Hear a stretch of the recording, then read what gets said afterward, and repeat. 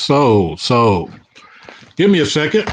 I'm going to explain to you about this debate that I had. It was very civil. It was intellect versus intellect.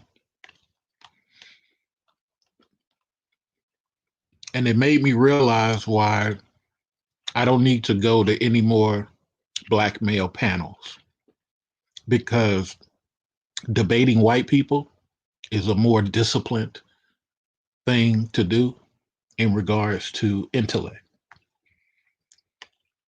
One thing I've learned over the past couple of months, I've been debating white people, I've been debating Latins, um, just things that benefit black sons. It's easier to debate racist, anti black people than it is to have a conversation of intellect with today's childish acting dudes.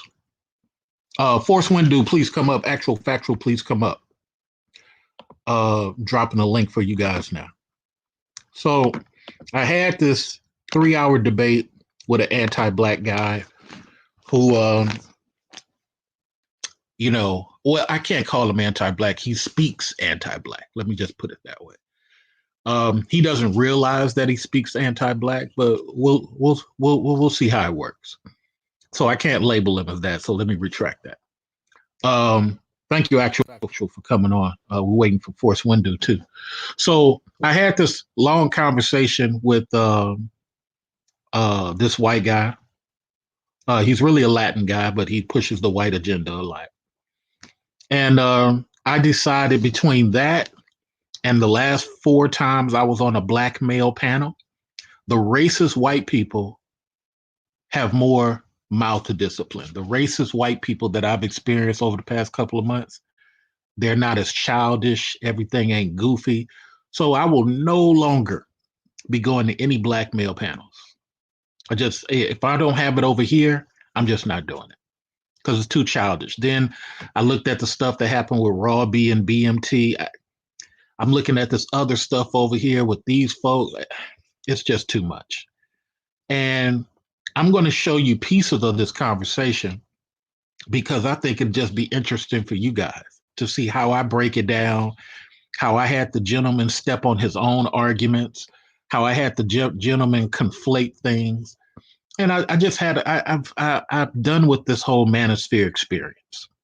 I just think I think 80% of it is too childish. I think there's 25% of the guys are great, especially the guys that come over here and challenge me. Actual Factual has taught me something. Force Window has taught me something. Reese has taught me something. That's what I'm about. I'm about taking power. So let me say this to you two gentlemen now that you've arrived here. Thank you very much for joining. Thank you for having us. When a black man keeps telling me he feels, I don't feel like I'm in a logical conversation. And I guess for me, I thirst, Force Windu, for logical conversations. I don't thirst for, and I realize because I think Reese said it well. This space ain't for that. This space is demonstrative. He didn't say that. This is me saying it. This space is demonstrative, and out of it, the occasional 30%, 3 out of 10 dudes will do business and what have you. But doing business, Force Windu, and I just want you to educate me. Doing business, Force Windu, is not power. Making money is not power. Power happens on a group or family level. It doesn't happen as an individual who makes some money. I was looking at Morocco today because I got a couple of internet friends in Morocco. The black dudes used to be in power before the French War, Force Windu. But now, black dudes are not even seen on the streets of Morocco because they were so interested in having Arab sex that over the decades they've been pushed out of Morocco. It's weird. But educate me, Force Window. Where can I learn something? Well, I mean, it pertains to business and commerce. I mean, we have to start with some of the comprehension of the structure itself. So when we look at business, which does often correlate with power and influence, we have to figure out where our place is in that dynamic. Once we're able to figure out where our place is in that dynamic, then we can begin to move forward in a way that serves our purposes best, which is how you leverage things to get power or leverage positions to get power. I'm glad you said that because I'm going to stop you right there. I just want to interject this. I'm gonna dissect the time I had over at Roger Channel, but just taking that point that you just said, that's what our conversation is supposed to be about. But when we stop that type of conversation, even if we don't understand it, we don't want that kind of conversation to come about, and it devolves into chaos, name calling, all this type of stuff, or you came in with the wrong energy. What are you talking about? I sat up here and I checked out that stream, and I replayed it. I don't see how I did anything wrong. I was talking in a quiet voice because I was at work. I was saying some things. Rael thought I was talking about him. I was talking about the position Rael took in the topic.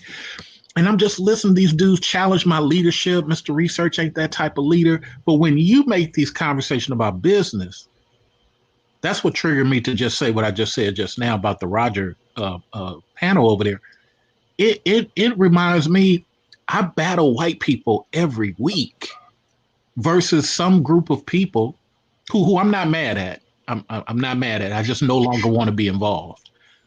A group of people who don't seem to battle these type of people on a regular basis. Educate me some more, Force Winder. Well, part of that is culture, to be sure.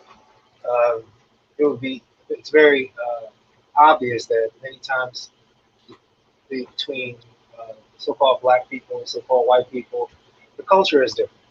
Although it's an American culture, there are nuances to each nationality, or I'll just say ethnic cultures, that facilitates either a better dialogue or a an end to that dialogue. So on black panels we'll relate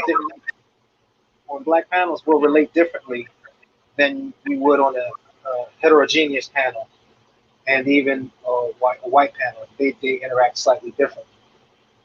I won't even say slightly differently.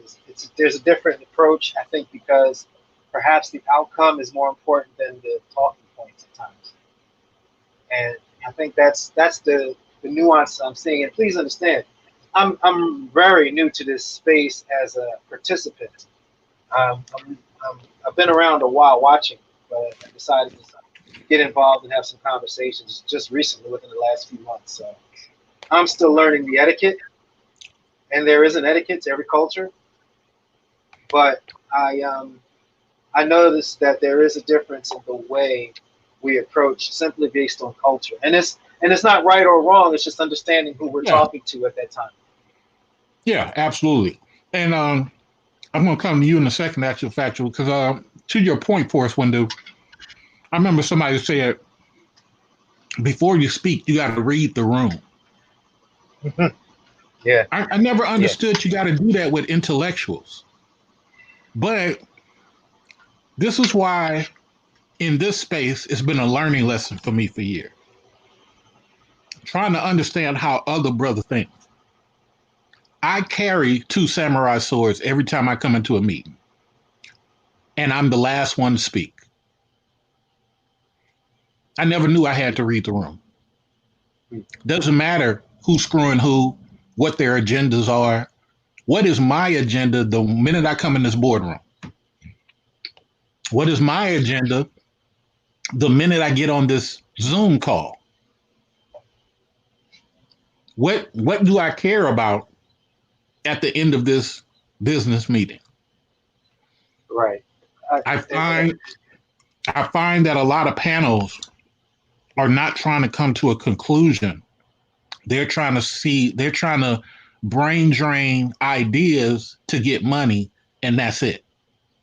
That that's not power. But go ahead and finish, and we'll go to actual factual.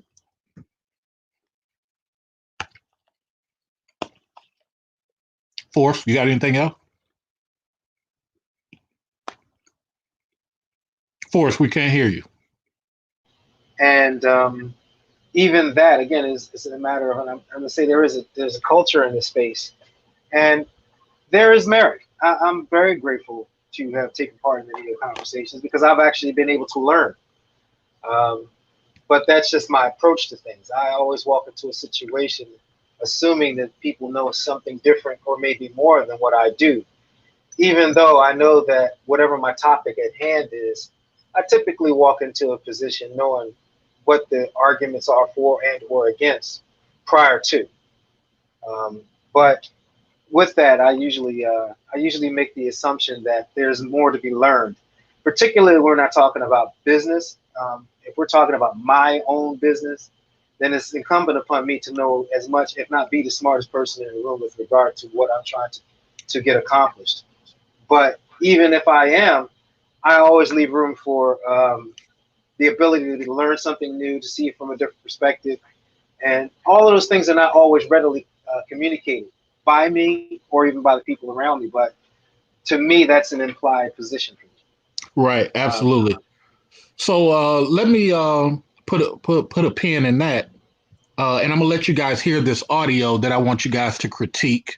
Um, if anybody else would like to come up, this will be a good time for you to come up because I'm gonna play an audio, and I would like to get everybody's opinion on it. Um,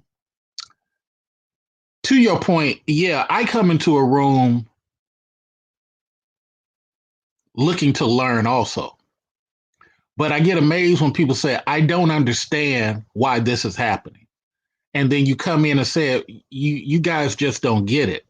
They don't look at y'all as human beings, regardless of your money. Oh, you attacking us. What? What did I just say? I just said they don't look at you guys as human beings, regardless of your money.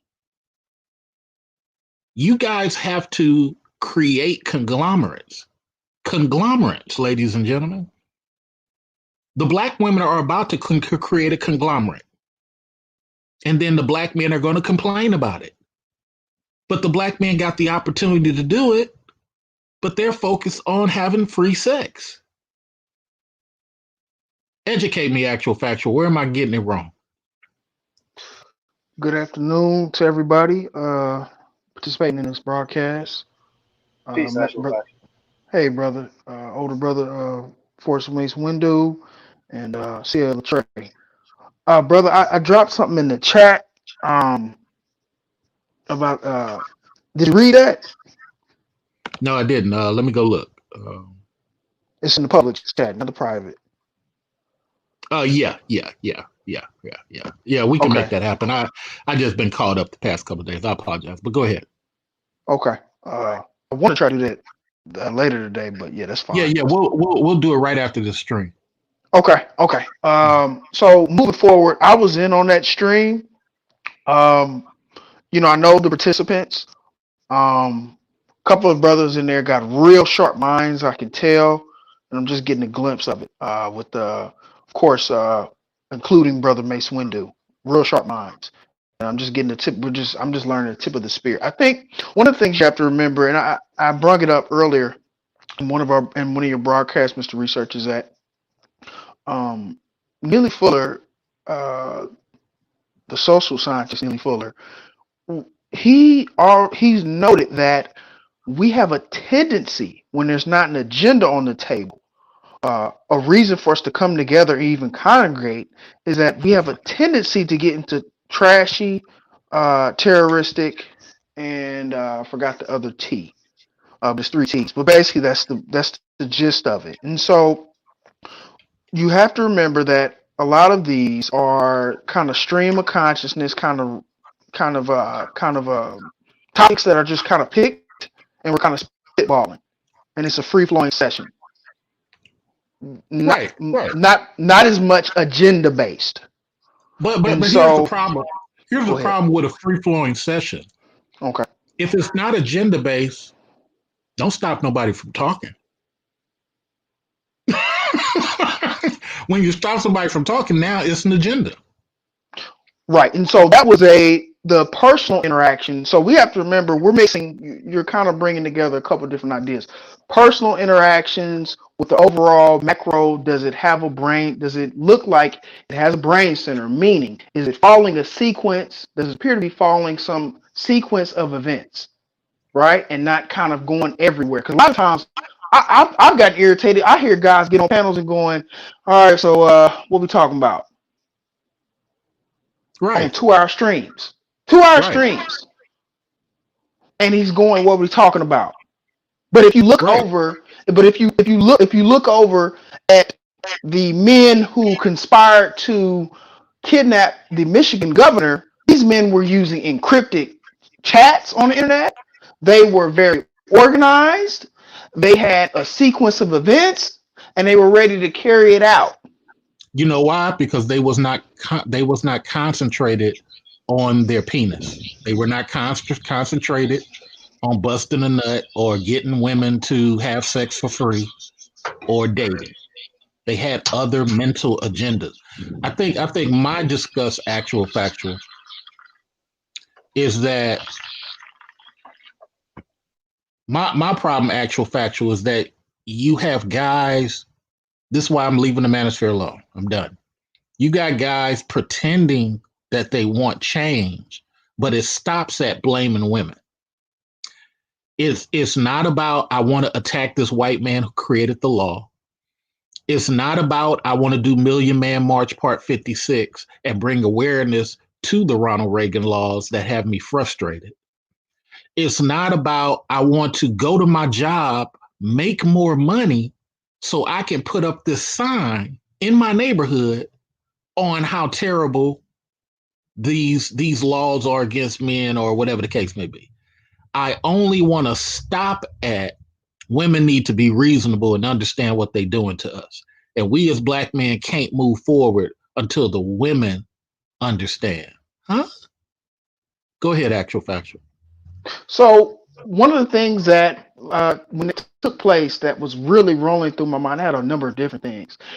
The interaction, the energy, or I shouldn't say energy because that's kind of nondescript, but the interaction itself, it reminded me so much of when I was going after my endeavors uh, in the organization that I social organization I was with, right? Social religious organization.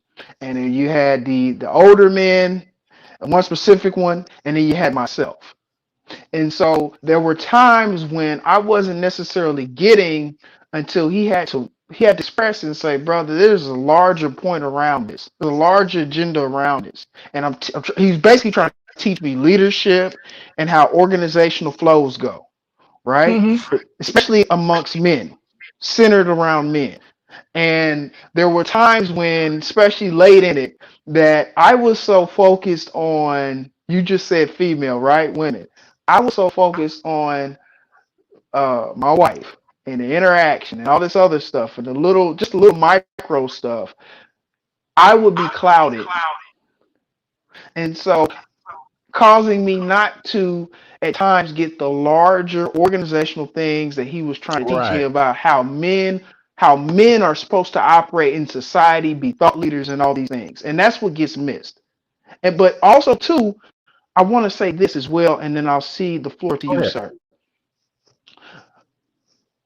Even though me and him were like sandpaper at times, and I loved him, still do. He had to also acknowledge from his own peer group that yes, you may be saying the right things and sharpening this brother and getting him to do this and really stand on his you know what, right? But brother, you also have to realize he's still a man, he's still a human being, and he is still filled with emotions, even though he's not supposed to be the embodiment of emotionalism, right? And he's Right. supposed to conduct himself a certain way. How effective, you should be worried about how effective your message is to him as opposed to maybe the message itself and is this boy receiving it, right? Because that's No, what no, no, no, oftentimes no, it no, felt no, like. no. Let me stop you there. Let me stop you there. It doesn't matter whether a person is receiving information. That's the same thing I was talking to this white guy about when we were in our debate. It's not about receiving. It's about one person trying to stop something they don't want to hear. Yet at the same time saying we're all equal, let everybody be heard. That's an oxymoron. Because if that's the case, then you would discipline your tongue like the other like other people have done. I had to look at that stream, and for me, and I think because I come across the way I do, but people they have this thing where they don't realize, wait a minute, you're stopping someone from their time. And the funny thing about that whole event over there with Roger and Raw B, we coming to you. But the funny thing, that was my opening statement. That was supposed to be the time you let a person speak, if no other time. But, it just helped me. I don't hold nothing against none of them. It just helped me conclude, I look back at that stream. I'm talking to the same level I'm talking to you guys right now. And the guys took it emotionally. And I just can't. I like warriors. I don't like interacting with people who cannot discipline themselves. That's just weird to me. Go ahead and finish the actual fact. We go to Raw B and then back over to Force Window, and I got to play this thing for you guys. Go ahead. Yeah, because we got to hear what Sister Raw B is going to say. Yeah, I was more so focusing on the interaction between, because the participant who felt attacked by you. No, I'm using key words. He felt attacked by you. Yeah. Right? Yeah, that was and correct. the kind of ongoing chat that was kind of rolling between you and him.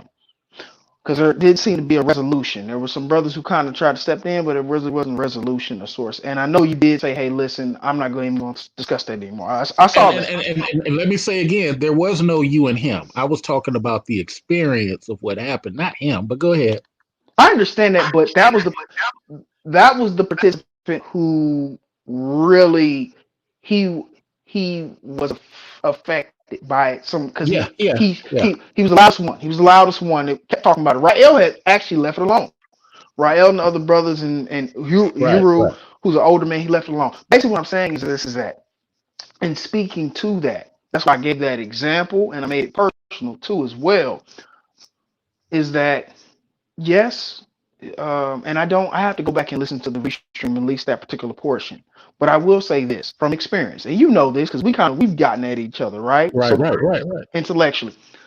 Mr. Research, there are times, and it does remind me of the interaction with Owen. There are times where it's like, damn, Mr. Research, I know we're supposed to be warriors, but bro, golly, man, it's making it hard. I'm still human, basically. Like you. Yeah, you know what? And sorry to cut you, but I want to move the show along. I do want to say this. Look, I have to work at talking to people who don't understand. This is how you speak in non-Black environments. Period. In non-Black environments, you have to speak what they call sharp. You got to speak in a sharp way. And most of my Black friends, even from the hood, they're able to receive sharp and give sharp. It's not my experience to deal with where I gotta, let me consider what he might be feeling if I say this. And then as a counselor, one of the reasons why a lot of people even come to me so much as a counselor is because I'm not a time waster. I don't waste hours of your time. I tell you how the world is going to see Force Windu, period. Tell you how the world is going to see Raw B, period. How the world is going to see Mr. Research, period. It doesn't matter. And what we have to do when I counsel people, I take you out of that mentality of, but that's not right. It's not about not right. My image as a Black man is so damaged that people would rather see some failure, illiterate person from their country in the position that I'm in and learn it for a year rather than give it to me with all my qualifications and skills That's just what it is. And every day, in order to keep your money rolling, you got to fight against that. And even when you're an entrepreneur, ladies and gentlemen, there's a such thing as being a short-term entrepreneur. You can get up there and make your money as a bounce freight person or all type of stuff. But guess what you're up against every day in your life, Raw B? Family money. You can make millions of dollars for 3, 4 years, Raw B. And guess what happens? One day, family money gonna see that you in the lane and you unprotected. Now they coming after you. Well, I want to say this, and I'm going to be very brief. Be quick so Raw B can speak. Go ahead. Okay, and you know, Sun Tzu speaks many times in the Art of War about morale and troops. Yeah, And so it's important to remember he speaks very specifically about commanders, and if you do not have the heart of the men, that's which very you valid. which he did in fact acknowledge, it makes no difference about how effective of a single, you talk about family, single warrior you are if your audience is completely demoralized. And so I want to bring that out. And I know, Very valid. I said already, I said, hey, Joe, I've heard the brother on many panels, and the brother is still young, got a lot of energy about him. Yeah, And he's 20. he Yeah. needs to sit back. I get it, he's hustling, making money. Just sit back, brother, like I did. And I I sat think back the and making money. I think the making money damages a lot of black men too, because they think that's some level of power. There's so many dudes who've made money in their early years and lost it. Go ahead and wrap it up because we got to get to Raw B and I got to get back over to Force. Go ahead, sir. You got the last 30 seconds. okay, all right. That may be true. I don't know. I don't know about it damaging. I think that they miss some lessons that you can get spanked. Old school hood term, you can get spanked by them. So I will bring that out. And so just remember, everybody, constructive. Like you said, coming to conclusion, and am I being constructive? What's going on here? And if I find myself, we can all be trashy, tacky, and terroristic. If I find myself doing that, which is easy to do with black people, can I cool off, regroup, analyze, and think, and then go ahead and make action? That's all I want to say. All right, Raw B, you got 90 seconds. Go ahead, respond to anything Force Windu or Actual Factual just said. Actual Factual, I'm going to give you 30 seconds to respond, and then I'm going to play this thing for all you guys to listen to. Or Raw B. So in the art of war, it also talks about knowing your opponent, knowing when to strike, and knowing when to recede. I think in our community, especially amongst black men, they don't know their opponent because anything that is foreign to them, Mm. it makes them uncomfortable. And they don't want to expand their minds to encompass and envelop other ideas and ideologies. And I think that is what causes a lot of resentment towards black women. And then when black women bring up valid points, they have to step into their bases emotional, responses because, oh no, who are you? You think you're smarter than me. You know more than me. Now you're making me look Mm. stupid. Instead of sitting back and being like, oh, you know what? That's valid. I didn't look at it that way. Let me explore that thought process. But I'm right there with you. Like, I'm kind of over these black spaces. Actually, I have never had this many challenges in life until I started interacting with Black people on this platform. In real life, I deal with all cultures, all nationalities, and there is always a way to have a conversation, express ideas, even when the ideas aren't in alignment, because we are like minded in the method of communication.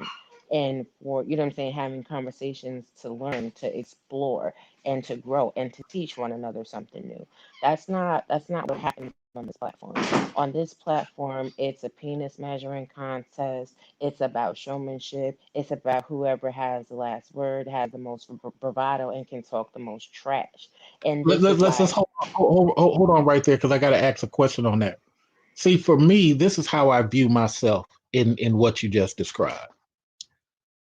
Because I'm battling non-blacks on a regular basis, me and only a handful or less than a handful of people are going to be called upon for our connections, called upon for our reservoir of whatever, to stop what's happening to them once it starts happening. It's like an episode from The Godfather. Hey, I'm Don Corleone. I don't want to be involved in drugs. I don't want to be involved in all that stuff you guys got going. Yeah, but Don Corleone, we making money. Look, whatever you do is what you do. I just don't want to be involved. Don Corleone, we would love to have some of those politicians and state people. If those people knew I was dealing with a person like you dealing with drugs, I wouldn't have those type of connections. So you go out to try to kill Don Corleone? Yes, because they are thinking or they are taking it as you think you're better than, instead of looking at how is what I'm doing right now detrimental to my end game. And another thing is people will come to you to seek your help, but then they will tell you everything that they are asking you the information about. They'll try to invalidate what you're saying, what your statement is, what you're saying, what your knowledge base is, because they don't have it, even though they know they need to come to you for answers and solutions. It's insanity to me. I'm so over it.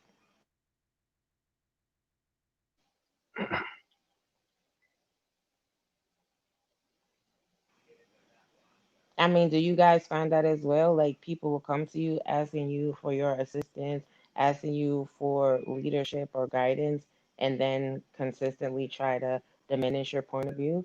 Or am I just seeing too much Yes. in the situation? Yeah. I find that it's a brain drain on my part. I've had people who wanted to learn what I do. For example, in medical finance. Okay, here's a terminology book. It's $3 on eBay. Go ahead and purchase it. Did you purchase the book 2 weeks later? No, I ain't get. Okay, or they purchased the book. Did you read chapter one? No, it's like I think what's disappointing for me. I'm not around a lot of black men.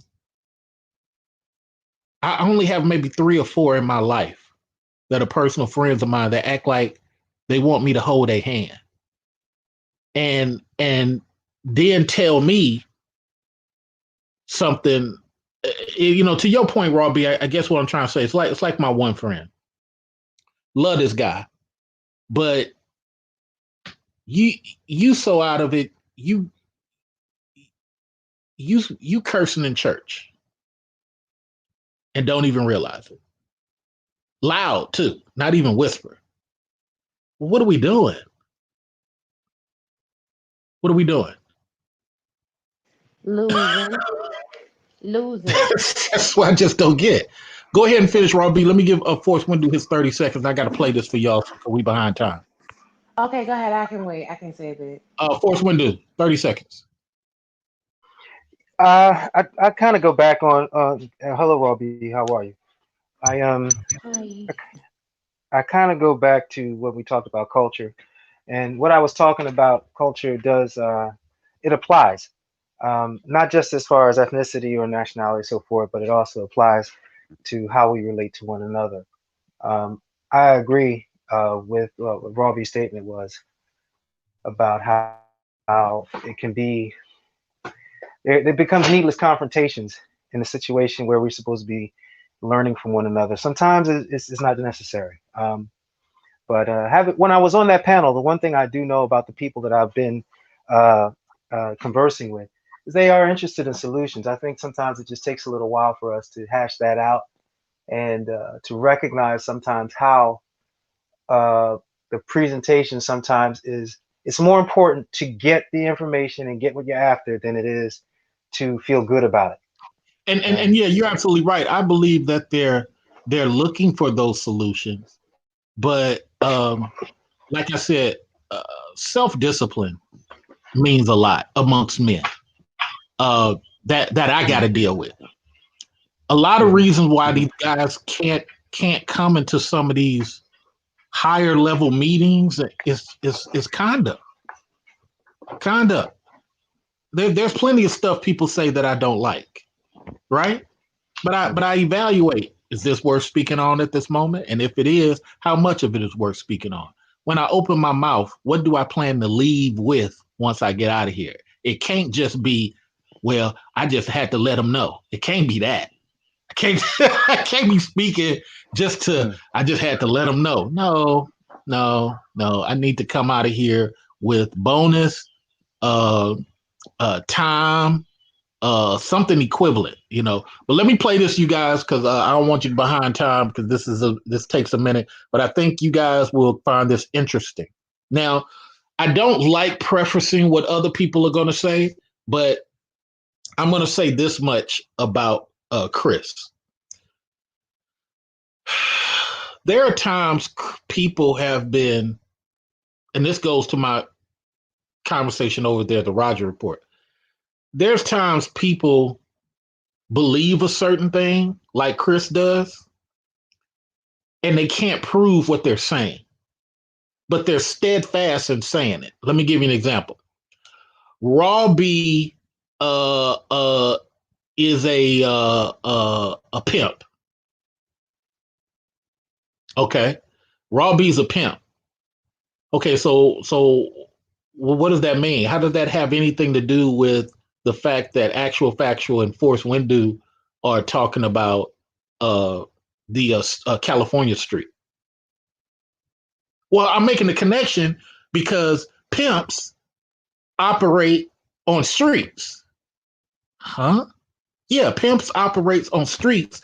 And you see how Raw B was talking deeply about how the street is constructed. Sir, so you're trying to create the narrative that Force and Actual are talking about California Street. You heard something Raw B said about the construction of a street or that particular street, and then some way you conflate it to where she's a pimp? Yeah, because only pimps focus on street corners like that.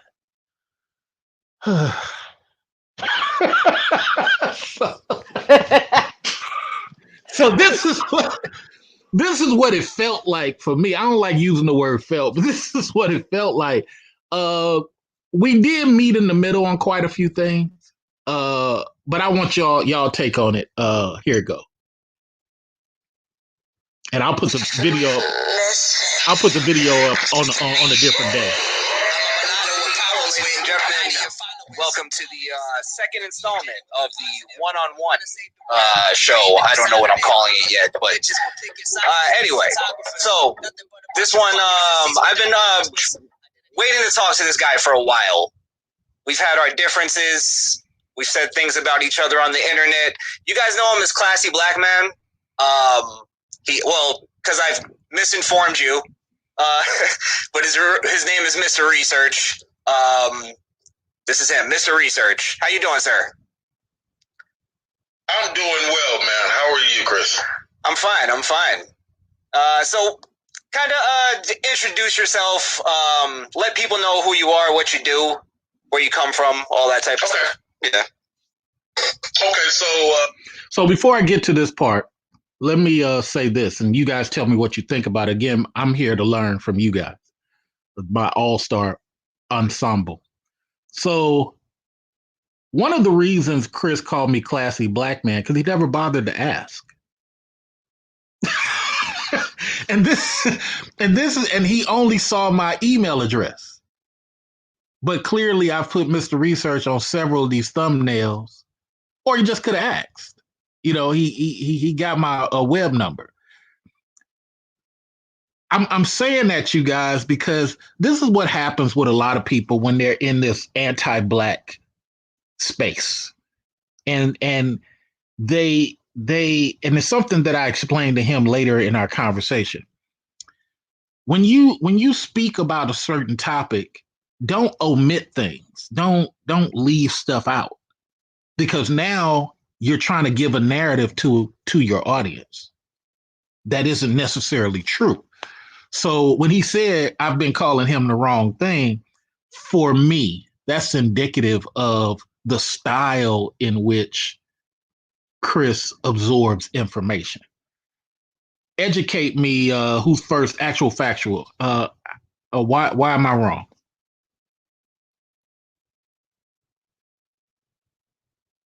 Actual factual. Undo your mic. 1, 2, 3. I'll come back to you. Okay, now your mic is open. Go ahead. Educate me. Why am I wrong? I don't on that point. I don't hear. I don't disagree with that. Okay, let me move on to Raw B. Raw B, why am I wrong? You're not wrong. I think it speaks volumes if somebody can't even get your name right. That means they don't really know anything about you to even be trying to have a debate or argument with you. Force Windu. It denotes a lack of consideration for So me. so I did in retrospect call him KKK Chris. Now that's childish on my part. I'll admit, but I just hate when people are very anti-black, especially he is a Latin guy taking the white agenda, but he was raised by a black father, black stepfather. Let me say it again. That's why this interview is very unique.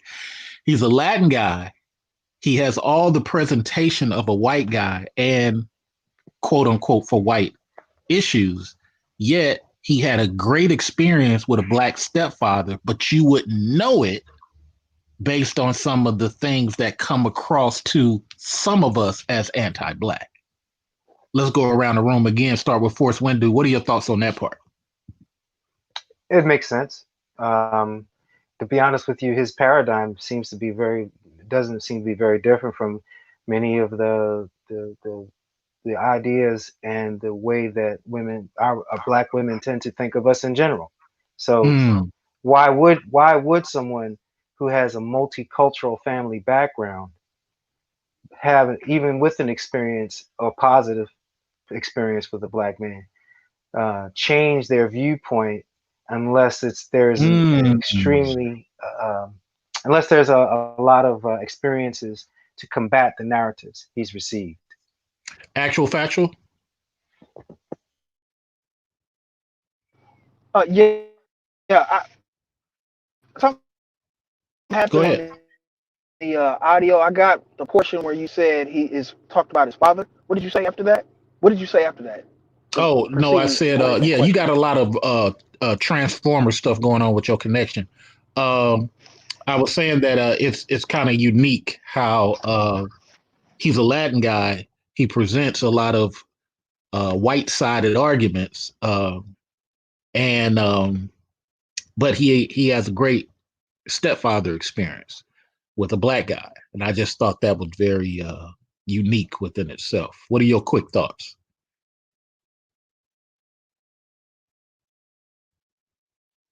Okay, got to move the show along. Actual factual Raw B. I think that the great ones are few and far between, which is the major problem. Interesting. All right, so I'm gonna let this run for a minute. I want y'all thoughts. Most people on the internet call me Mr. Research only because I have a habit of getting a lot of information, dates, timelines. So we talk about wars, history, everything back from Ramesses II all the way to Queen Dido and now. For example, a lot of people didn't know Ronald Reagan was a Democrat. So I say a lot of shocking things that people call BS until they realize later, oh, that actually is true. So it just became a habit since 2007. I've been on YouTube, and they just call me Mr. Research. Chris knows me as Classy Black Man only because of my email. My email is askaclassyblackman@gmail.com. That's about it. What do I do? I work in medical finance. I'm from the hood. Used to do a lot of dirt, and I remixed that in my life and went and found a lane that not too many black men were in, and I went and did that. I'm the only black man in the entire hospital where I'm at, minus the doctors. I am part of the diversity impact team on my hospital. Helped 12 black men get hired into high-level positions in the past 2 years. Volunteer for Boys, Big Brothers of San Francisco, as well as some other organizations for black families and what have you. I do a lot of speaking. I was recently on the Fox Soul TV show talking about some things. So, is that Jamie Foxx? My name is Ciola Trey. Is that Jamie Foxx? You said Foxhole? No, Fox Soul. Fox Soul. Sorry. I thought you meant the Jamie Foxx show. Yeah, it's all good. It's all good. So I've been on there. So my name is Ciola Trey, but most people call me Mr. Research because of the information. So got you. All right. So I'm. All right. I want to interject this too. I'm going to go back to playing it, but I think it's sad that a lot of people use like the Tommy Sotomayor, I'm just being a comedian argument. People who don't get on stage for a living, people who don't do nightclubs for a living, you're not practicing your art. You're saying you're a comedian, but you're only using that title many times so you can say slick-minded stuff. And one thing I say to him later in this interview, which I'm saying to you guys now, is if you're trying to make statements about black people, don't say you're being an entertainer at the same time.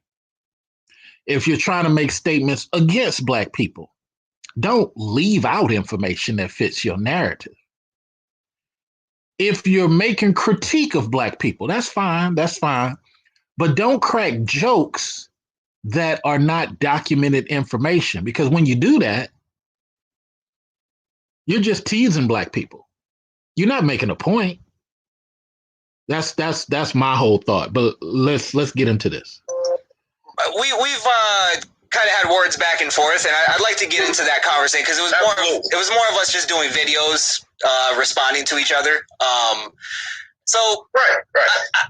I'd like to take this kind of in a different start, since you've already kind of acknowledged some of your things that you disagree with. What would you say is the biggest sticking point? Because you've called me things like KKK Chris. You said that I'm anti-black. Right. You said that I'm racist and blah, blah, blah. So I'd kind of like to see why you think that. What makes you feel that way about me? Okay, well, let me start like this. First of all, I am a longtime conservative. Okay. I've been a conservative since Eazy-E walked into the White House. Eazy got to sit down with my third favorite president, 42. And I've been a conservative ever since. Been interacting with the Republican Party ever since, but I'm an independent voter.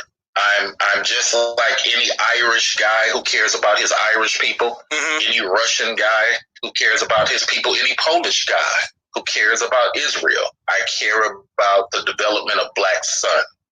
And it's a difficult thing for some people to understand, because when you're here in America, we've taken on this Italian concept, Rossi, which is a slang word from Italy.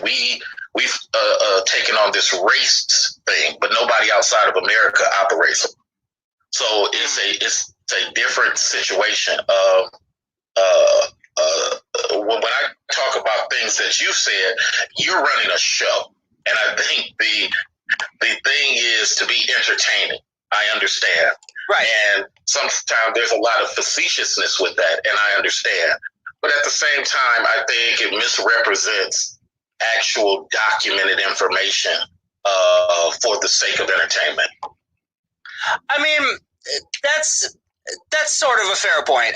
Because I've always tried to, and I see where you're coming from on it being where, for instance, satire and sarcasm can be taken seriously. You know what I mean?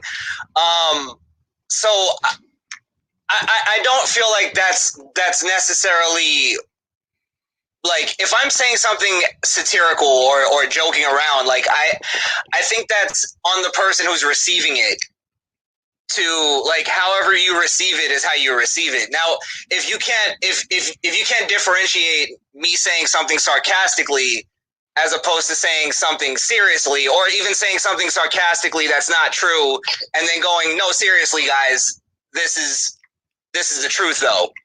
You get what I'm saying? Does anybody get what he's saying? I think that comedy requires intelligence. And a lot of people really believe that they're smart comics, but this is why a lot of people don't fail.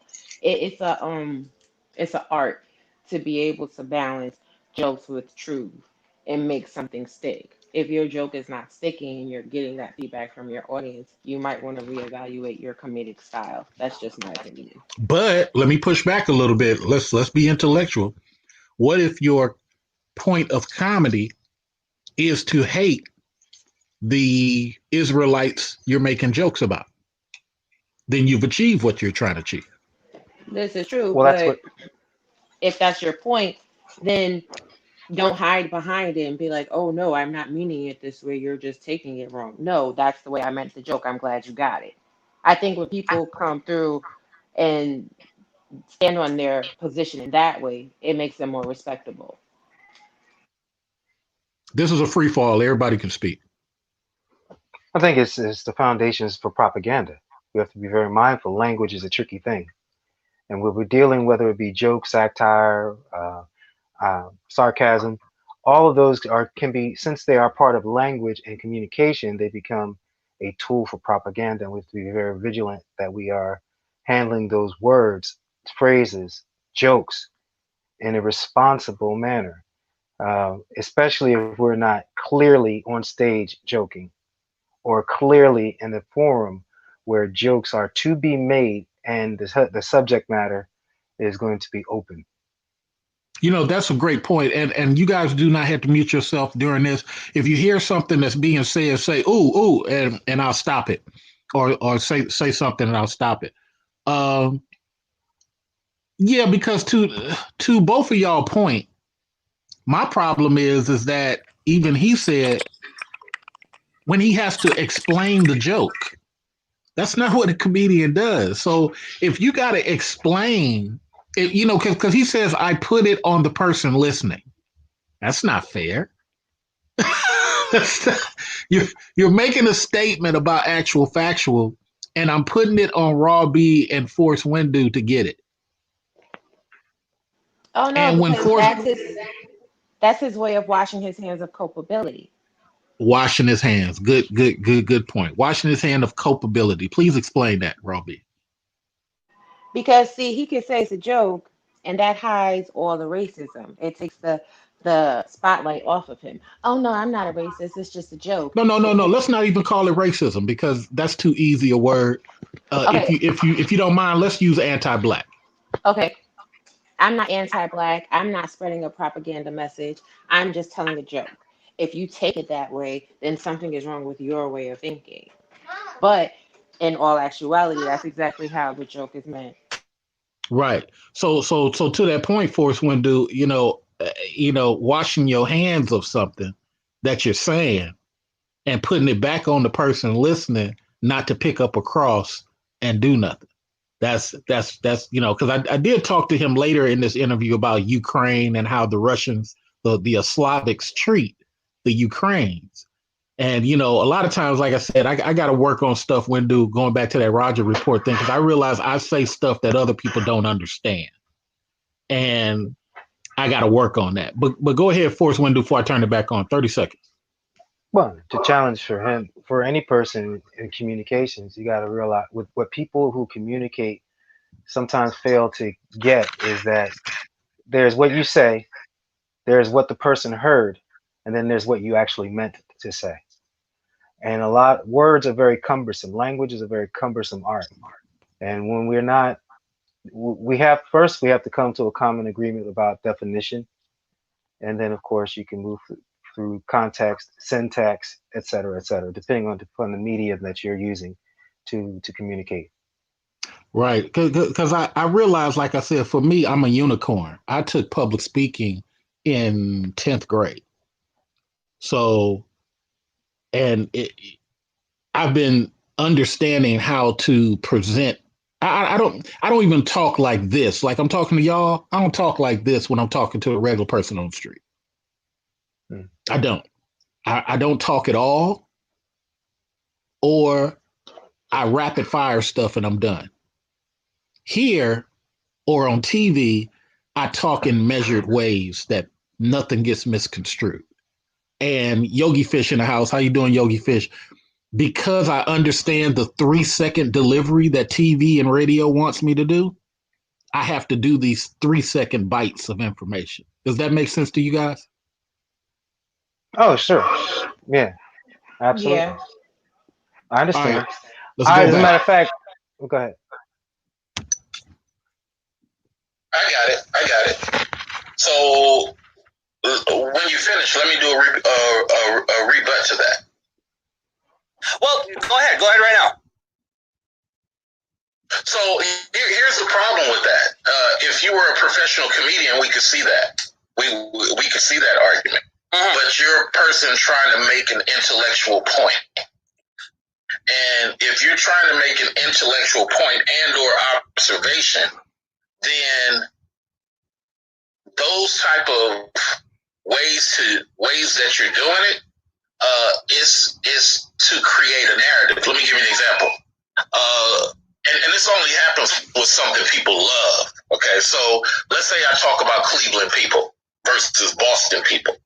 Okay. And my whole goal is just to diminish everything Cleveland people do. Mhm. Well, I'm going to pick out those things that Cleveland people do that are always negative, and I'm going to pick out those Boston things people do that are always positive. What are y'all thoughts on that part?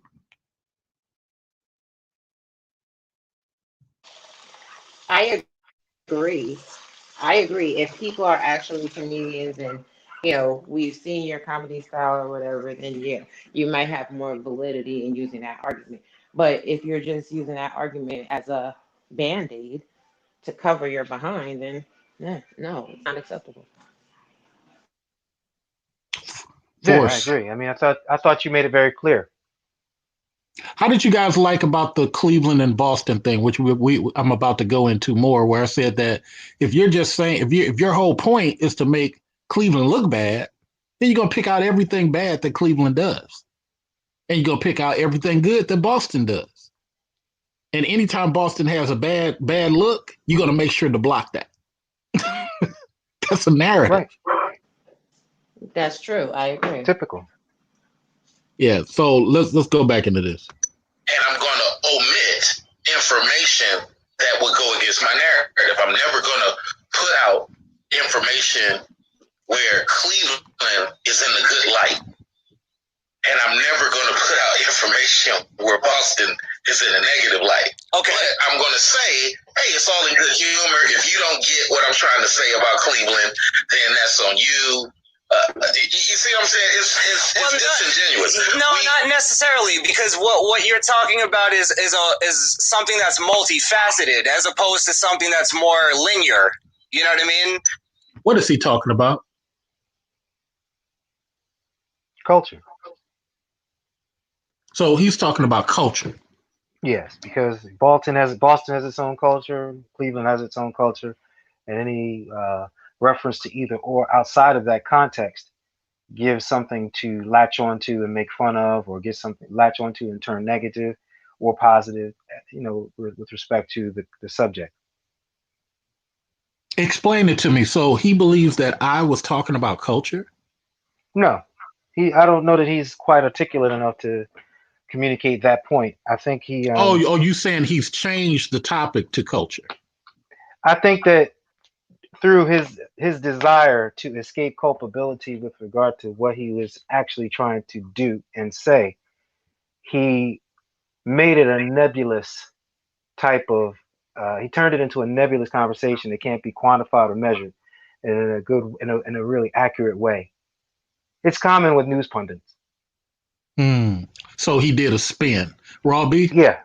Yeah, I was gonna say he doesn't want to really now face a subject matter of his jokes head on and really have to explain and validate his jokes or his reasoning. So he's going to switch the whole narrative so that you look like you're crazy for even feeling a type of way about anything he has to say. People often do that in these spaces. And I find it funny that, when people have these type of challenges, they interrupt because they don't want you to finish.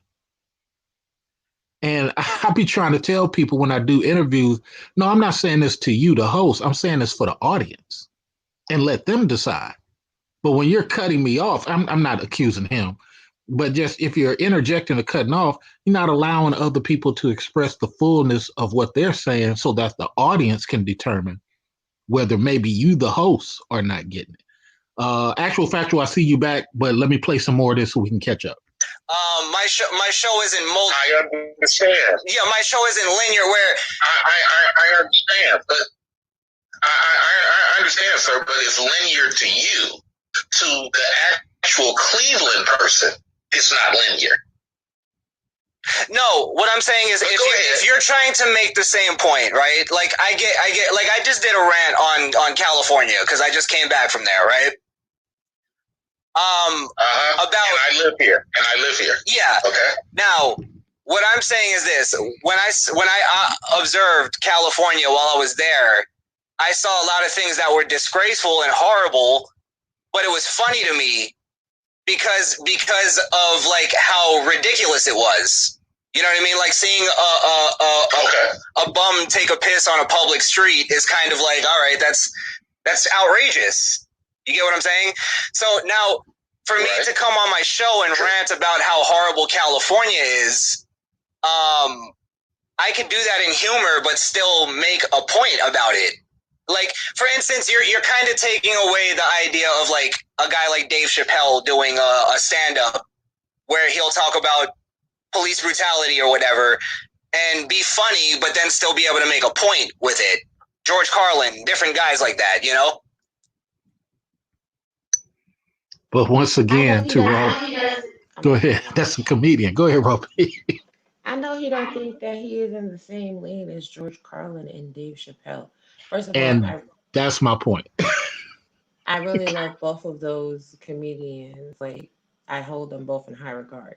But they both have a way, because of their intellect, of stating a joke, pointing out a problem, and making it non-offensive.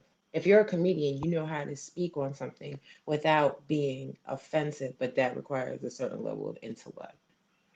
Because that's why I call it the Tommy Sotomayor explanation, because he used to use that back in the day. He used to say, I'm saying a joke, just like so. No, but you're not a comedian. You're a person using that to stand behind. That's not a valid thing. And his point about California, now get this. Now you guys teach me. His point about California, is it about California or is it pissing on the street? Because I'm quite sure somebody in Kentucky is pissing on the corner, depending on what time you drive by and what time your cab rides by, you might find somebody pissing on the Kentucky corner. What does that have to do with Kentucky? I saw a woman open up her vagina in front of a Taco Bell and all this yellow crap start coming out of her body. I said, oh my God, I can't unsee that. But guess what? Quite sure it happens in Chicago. Quite sure it happens in Indiana, Wyoming. Somebody's doing it somewhere. Just depends on when you see it. Am I wrong, panel?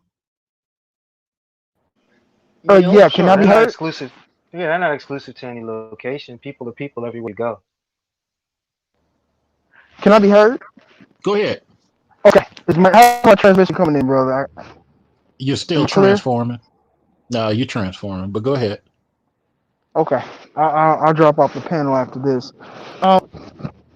When you spoke on those two things, here's the thing with comedy and black people specifically in this country, and when it comes to satire overall, we must learn that comedy can be used as a form of warfare. What I mean, usually with satire, and it allows you to use coded language, or at times I think we've all been engaged. I'm just making an observation. We've all been engaged. We all been engaged in conversation, and the conversation breaks down, and you realize that one person tells a joke, and that another person gets it, but everybody's kind of scratching their heads, and those two are known to be close, or they conversate.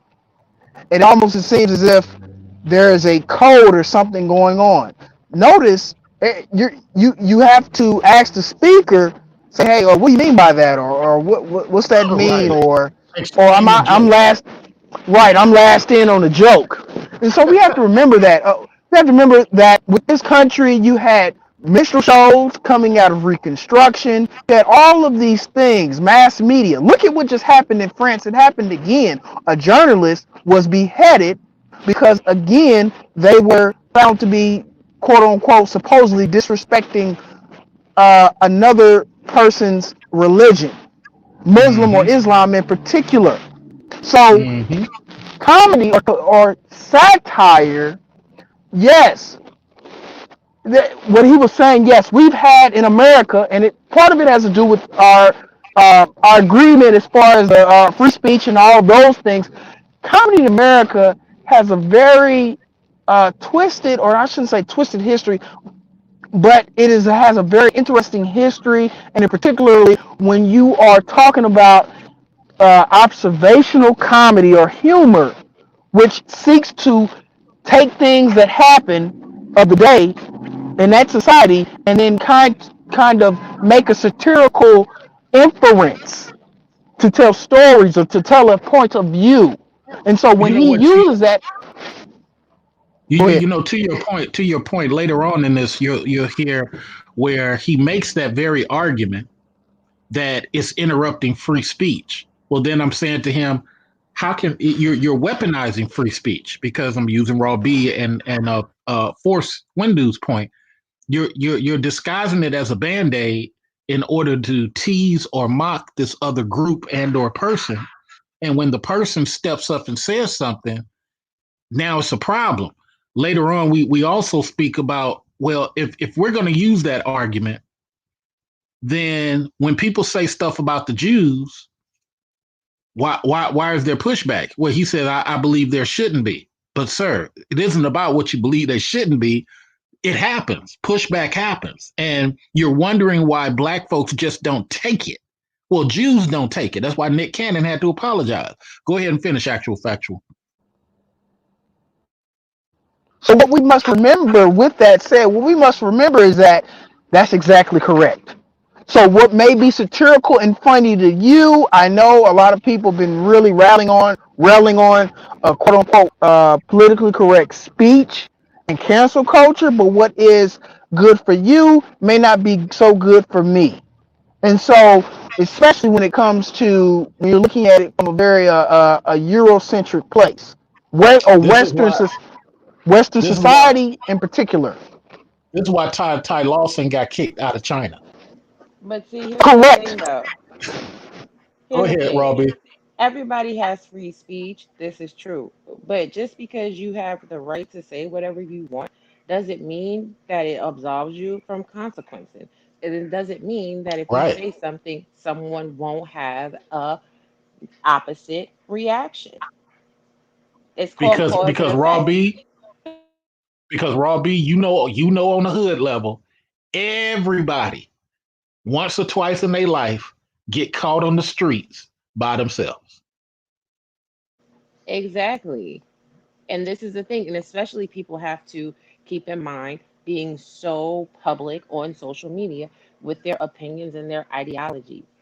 You never know who's watching you. You never know who has issue with what you're saying.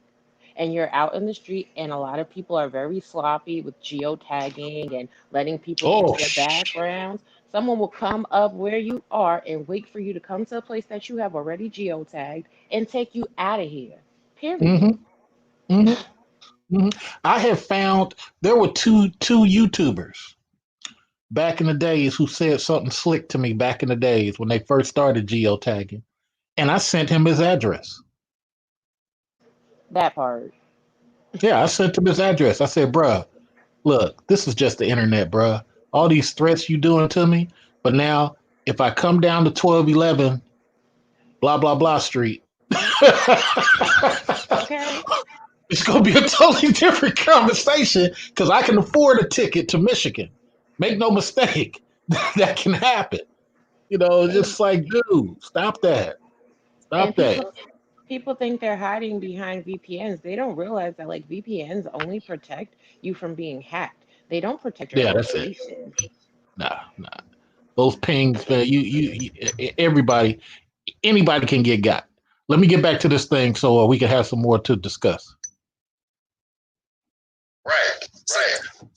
But George Carlin's a comedian, and George Carlin will give you the other side of the joke also. I'm gonna let you finish, but let me just interject this. Go ahead. So if you say something about California and you make a joke about it, well, that's your right. But try not to omit the fact that it was some Republicans who helped make it that way. Don't make the joke as a Democrat-only joke just because, for example, Democrats run things right now. You have to also include the fact that it was Republicans who helped get the nonsense that way 4 years prior. That's the only point I'm making. Then clear it up. Tell me what something that the Republicans did to California to get it that way, to where it is today. Okay, for example, let's start from the beginning. I love this part, Raw B, because see, this is the part where a lot of people have never run into a black person with a lot of research, so they're waiting for a gotcha moment, but it never comes because you're saying something that they don't that they didn't know that you would know, and it comes out later in this that I know more about Republican stuff than he does. So it's like he's claiming conservative. You don't know where conservative originated. You don't know. You know what I'm saying? It's just a lot of stuff you don't know. And he ends up admitting that. But let me hear you some more. And I'm not going to go too deep, but when Reagan tripled the immigration here in California, he went against all of the union jobs. We had union jobs where we were families. We had all that stuff. This was around the time that he got caught on a hot mic, him and Nixon. People were, well, it's not the time, but this is around the time when he got exposed for a conversation him and Nixon had long ago calling black people monkey. Well, people were like, okay, you voted for Reagan. Why would he triple the immigration? Well, he said, you know, we had to expand. We had to do all these things. Well, that created a conundrum of people coming in and taking USA people, USA families, USA children, taking the jobs out of their hand and slowly creating that problem. We never had none of those bums peeing on the streets back in the days. They used to get locked up for even. But over the years, what has happened between Democrat policies and Republican policies is slowly screwed up America. So that's one example of creating this problem in California, and then here comes the next governor. Or one Democrat governor screwed up the whole power industry. He left a bill that Arnold Schwarzenegger had to clean up. So that's a positive thing for Republicans with Arnold Schwarzenegger cleaning it up that this idiot Democrat did. And all those things created the homelessness that you see now. And it could have been dealt with better by both parties. But that's what I mean by giving the whole full information. It may not be entertaining, but it is the whole information. Well, no, this is the thing. I think you're because I'm not a registered Republican. I am a registered independent. But I consider myself a conservative, a constitutional conservative, all that, right? Now, I agree, and I think we can all agree that both parties have a hand in what's going on right now and how we've degraded, right?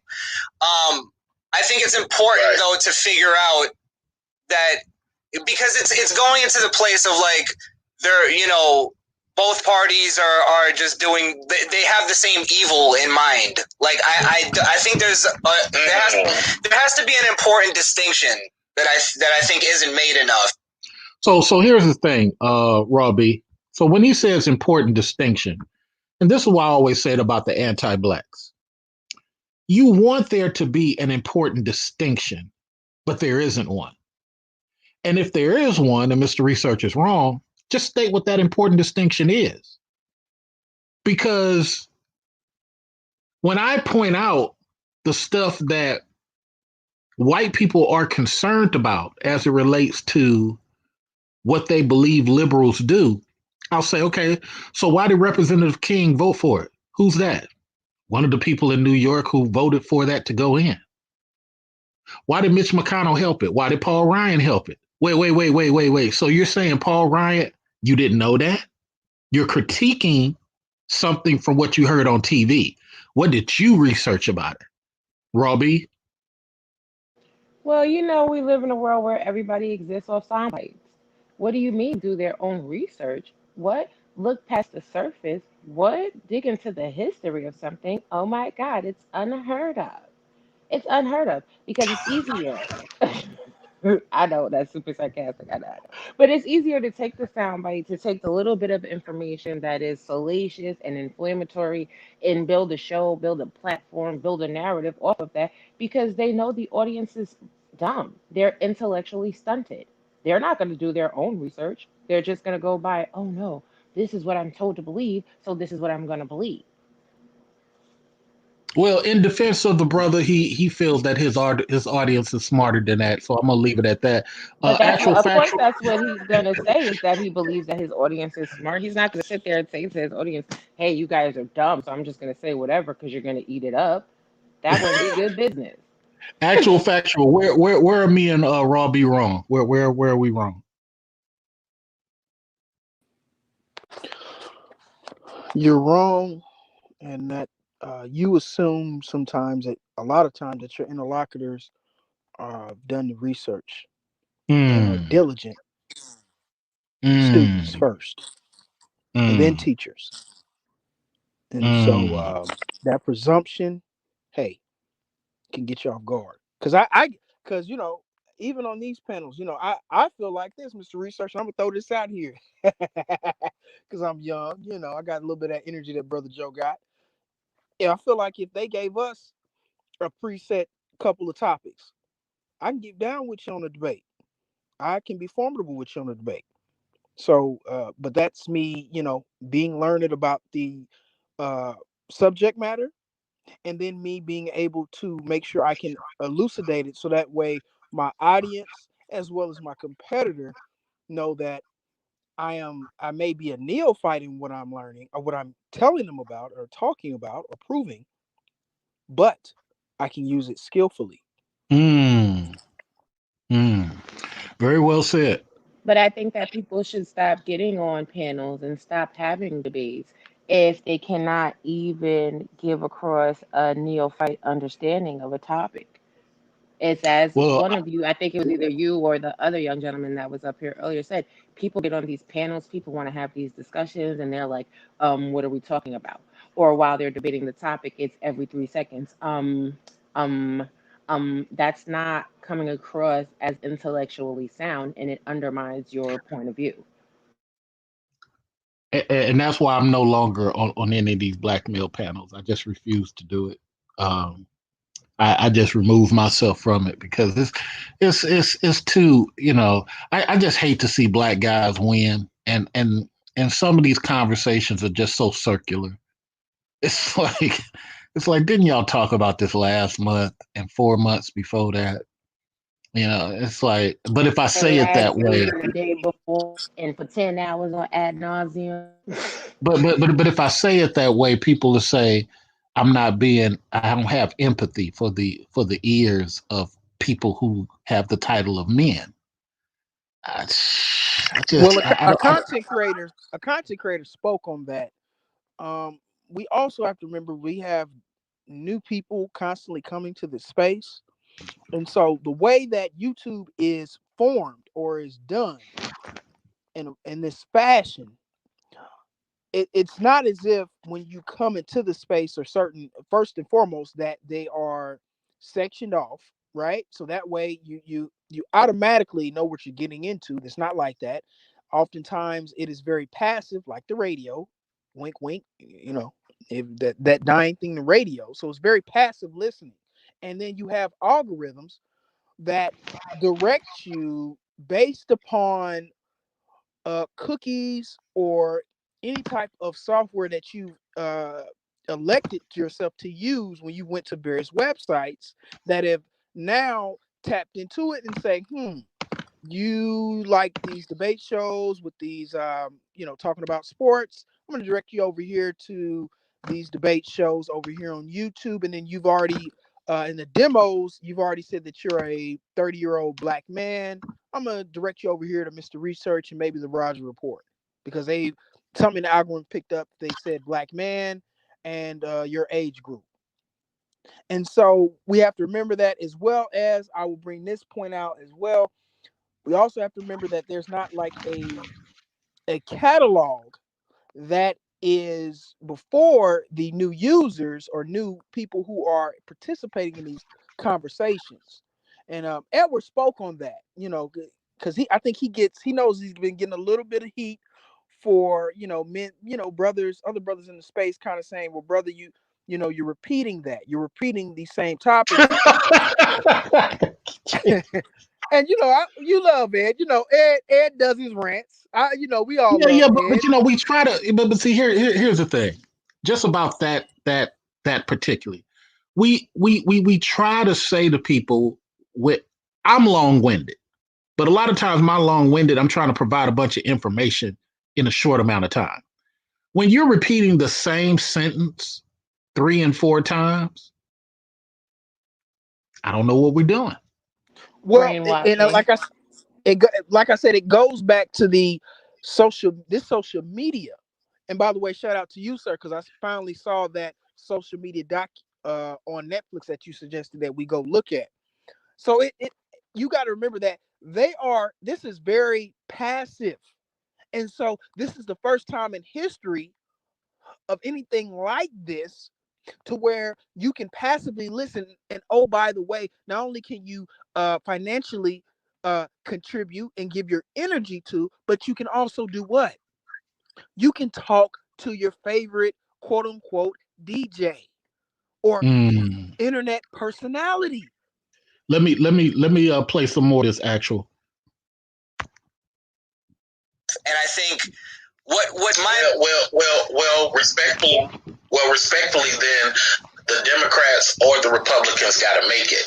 For example, with Ice Cube's contract with Black America, you can't blame Trump for reaching out to that guy and having a conversation, while Biden, on the other hand, hey, we'll talk to you after the election. Right, exactly. That's why they call him, quid pro quo Joe. So, sorry, I know this is a little off. Right. This is a little off topic, but I didn't know you were a conservative. Are you like a true conservative? Like, you believe in the Constitution? You want to uphold the Constitution? That whole deal? Oh yeah, I believe in the Constitution. I believe in family. I believe in those people who practice their religion. Sorry, let me ask you a question though. Is it the nuclear family or is it just family as an idea? No, it has to be the nuclear family, because we have no proof of concept on this new idea that people are coming with. I try to argue this point all the time. Because I saw Reagan destroy California personally, and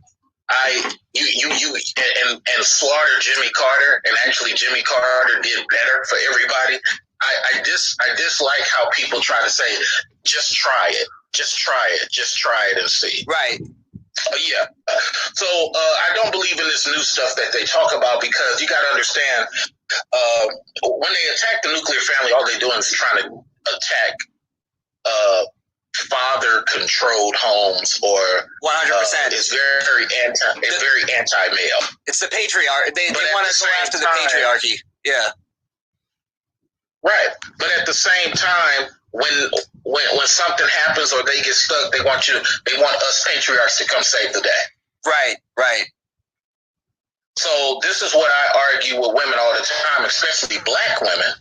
I say that white females, they believed in women's rights, but isn't it funny how they didn't want to hire you into any of their jobs or any of their offices before the right to vote? Did you know that, Chris? I don't know what you mean by that. Stop right there. Don't you guys? I found it interesting. He had no idea what I was talking about. Oh yeah, that was very timely that he said, I don't know what you mean by that. I told you guys, language, you can use it for warfare. And He knew exactly what you were talking about. He just wanted to play stupid. See, this goes back to when he said, "Are you a real conservative?" See, there are several different types of conservatives, but I think people, like I said, a lot of times get caught up in what Fox News tells people that they should be thinking. This ain't no shot at the guy. This is about his topics and his philosophy. This ain't him personally, but it's that if you're not I just feel like a lot of times when people critique things, they have to be well versed on it. And that goes back to what all you guys have been saying. When they're not well versed on stuff, it's like, where are you getting this from? But let me go back to this so we can speed up. Meaning that when feminists were talking about women's rights, you follow that part? Okay. Why were they not hiring black women into the jobs where they worked at the time? I don't know whether or not that's true. It could be. There's no evidence that there was any women hired, any black women hired in those positions, because most of our evidence shows that black women had to work away from white women, like in the basement. But were there what? Now, I want to get corrected. Raw B, is there any evidence that before the right to vote, white women were hiring black women or Haitian women or Jamaican women, or is there any evidence you heard as a woman that they was doing that? No. I mean, I feel like they transitioned the slave aspect into like domesticated labor, but as Yeah. far as like looking at them as an equal or giving them positions that had any power or any real meaning outside of a domestic capacity, no, not at all. Let me ask you two more questions because I think it's good for other people to hear. People think I'm making it up when I say that back in the days, if you was a black American dentist and this Jamaican woman or African woman or descendant of slave woman or Haitian woman or woman from Grenada found yourself out there needing work and he had a spot for you and he hired you to be his nurse, his assistant, keep his books. Black dudes were the ones hiring you, or black women who had businesses. It wasn't white folks wasn't hiring you at no high level. Did you as a woman ever read where just like I talk about the Pullman created the first national women's economic conference? There was never one before. Those guys took all their union money and made that happen for women. But you have to What are your thoughts? understand they're trying to whitewash history. They're trying to make it seem as if, oh, we were freed as slaves and then boom, right out the door, we were given all the same rights and we were just all respected and elevated and considered, even Stevens. And that's not the case, and again, it speaks to what we were talking about earlier as far as the research. A lot of younger people don't do the research. They just believe the first thing that pops up in a Google search. They don't know how to pick up a book and read the whole entire book. People skim through, even when they're documentaries, people skim through things just to pick up what they want to pick up. But the Actual health fact. shows, I'm sorry. Actual factual. What are your thoughts? yeah, that I'm in agreement with you, sir. I'm in agreement with you, sir, on this Mm. point. I don't have anything to say on this end. Go ahead and finish Raw B 30 seconds. Yeah, but like The Help is one of those movies that so eloquently illuminate what was going on, especially right after slavery. Right. So when Chris says he don't know if that's true, that's what be throwing me about people when they appear to come across as anti-black. They're not really well versed that was happening earlier. You're about to hear this conversation now. Chris and I are about to get into the whole Black Lives and All Lives Matter conversation. And my whole argument is don't wait until people say uh, the Wan family matters. And then all of a sudden you start, well, all families matter. Why would you even make that statement? You had years prior to that to make sure the statement never comes to light. Because Chris's point, well, people are too sensitive now. Well, Chris, you want to have the right to say stuff to people, freedom of speech, as long as it's not violent or enacting violence. So you want to have the ability to tease people, and then they never respond back. And when they do respond back, it's called sensitive. I just okay. Let's hear this. There are a lot of white women working at that time. Yeah, there were white women working in the office. At what point are you talking? Now, Chris doesn't realize there was a lot of white women working. Oh, You're talking like secretary type stuff, the old school kind of. Yeah, secretary, admins, right? Mm-hmm. Nurses, right? Mm-hmm. So if it was all about women's rights, why didn't those women, and this would probably be a good topic for you and the other two guys to have, Okay. why didn't those women fight to get those black women jobs? They are women, right? Sure. So Well, look, I'm not again. I totally believe that the feminist movement used identity politics to get more power and get more base in the lexicon. You know what I mean? And yeah, I think they definitely used black women, gay women, all that whole deal. Like, so I'm in no disagreement with you on that. Why they didn't.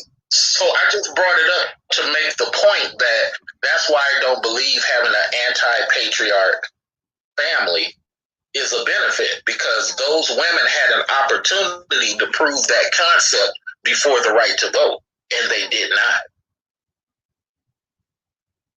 Well, it is an identity. It is a identity politics type of thing, because you're saying I want something different than patriarch, but I'm not willing to make an example when I have a chance to in a all-woman movement. Yeah, in an all-woman movement.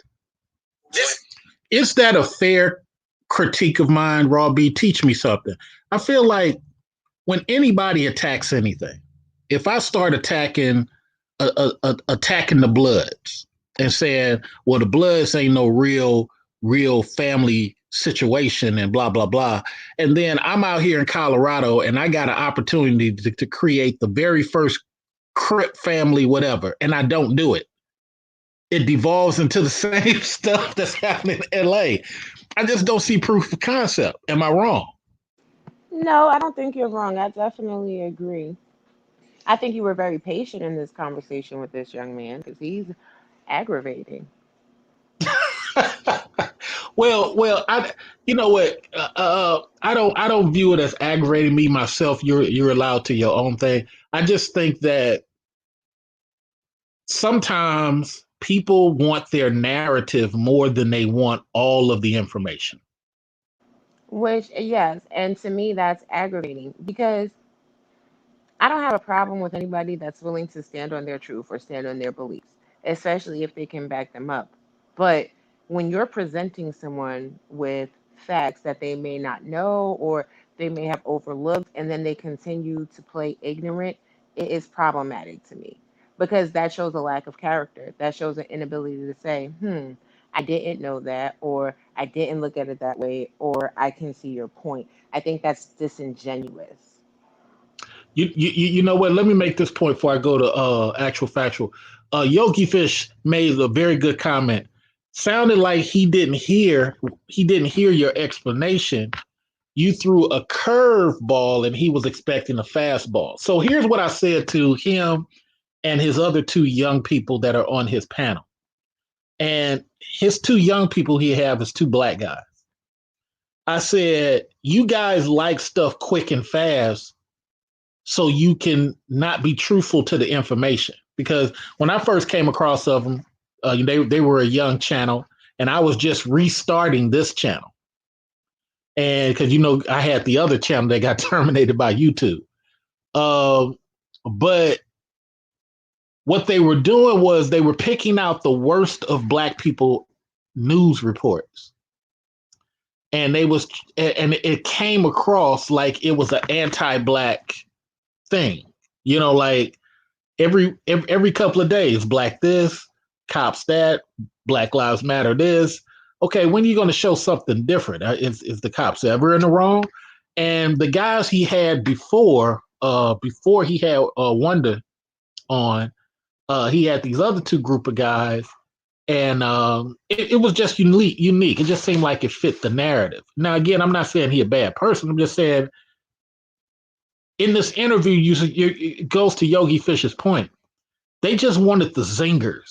They just wanted the zingers and move on to the next topic. Zinger, haha, move on to the next topic. But you're not really talking about the information. You're making jokes about something you may not fully understand. Raw B, educate me. As I stated earlier, they're living in soundbite culture. It's the sound bites. It's not the truth anymore. The truth seekers and the truth tellers in this day and age are few and far between.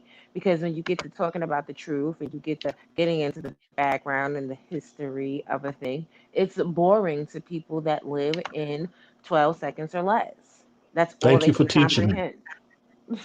You know what? You probably just opened my brain up to a lot of the reason why people get so thrown off when I speak. You know what? You're absolutely right. Yeah, absolutely right. Let's move on to conversation, then we'll come back and let actual factual get his in since he's back. Sorry,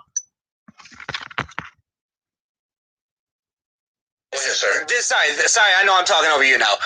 This is where I think I disagree with you on the idea of it being a racial kind of thing. Yes, I think they use them because of their race, and whatever other reasons. But as far as it, like, you're trying to give logic to an illogical group that has an illogical ideal. You see, this the problem I always have with this, and I know Raw B want to say something, but let me go to actual factual first. Here's the problem I always have when guys do this about women. The women are illogical, therefore anything they say will have no logic to it. Why are you even doing it? Well, because there are some women, let's put a small mathematical number on it if you wish, but there are some women who are smarter. There are some women who are not smart, but they're more aware than some dudes. Then, to a larger percentage, there are some women who are actually pretty smart. But I understand your conversation about women in general. Let me do the same thing on the man side. There's a lot of dudes that talk like warriors. There's a lot of dudes that ain't warriors. There's a lot of dudes that talk like they should get this type of leadership or what have you. But then when the pressure comes and the enemy is running at you, they carrying pitchforks and knives, there's a lot of those dudes that will drop their swords and run. When they spent the whole 10 years talking about how brave they were and how deserving they were. There's a lot of dudes can't do nothing without a gun. So even while I understand what he's saying about many women operate from emotion,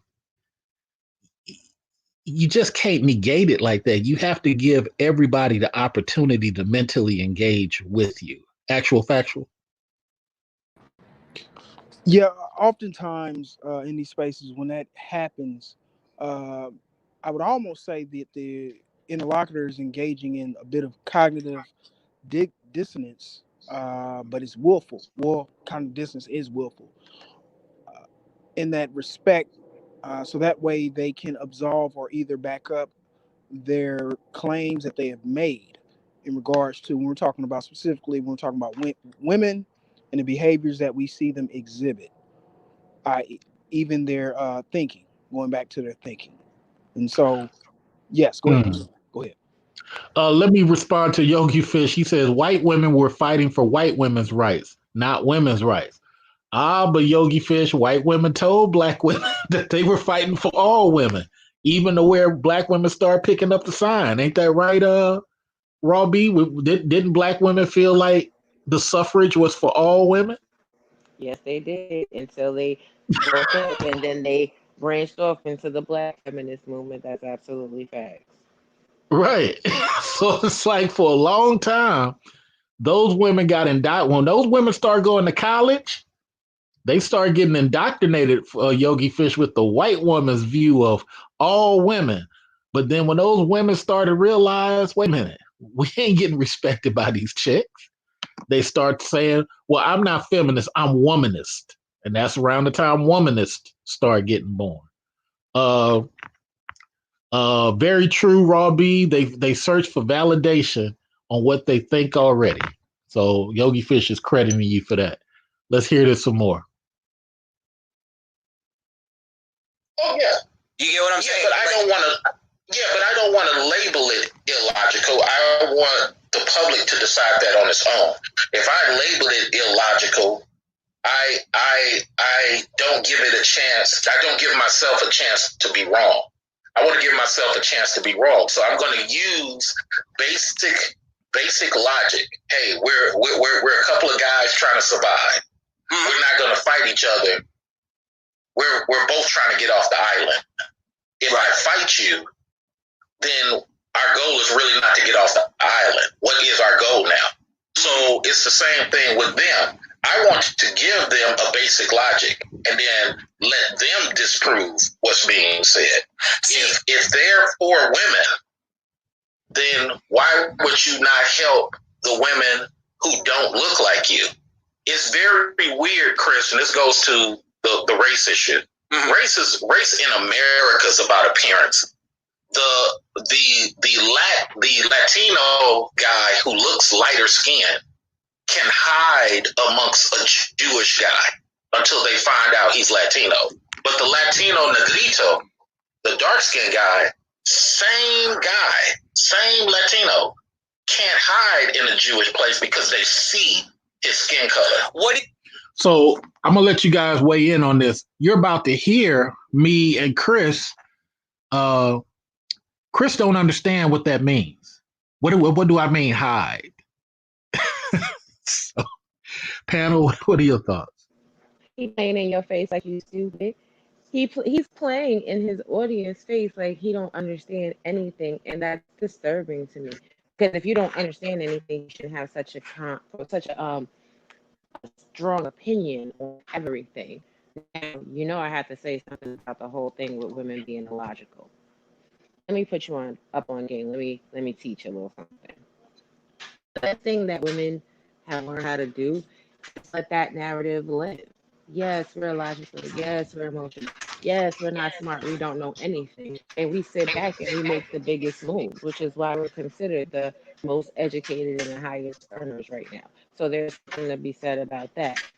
Take advantage, ladies that watch the show in replay, on the weaknesses that other people think that you have because you're a female.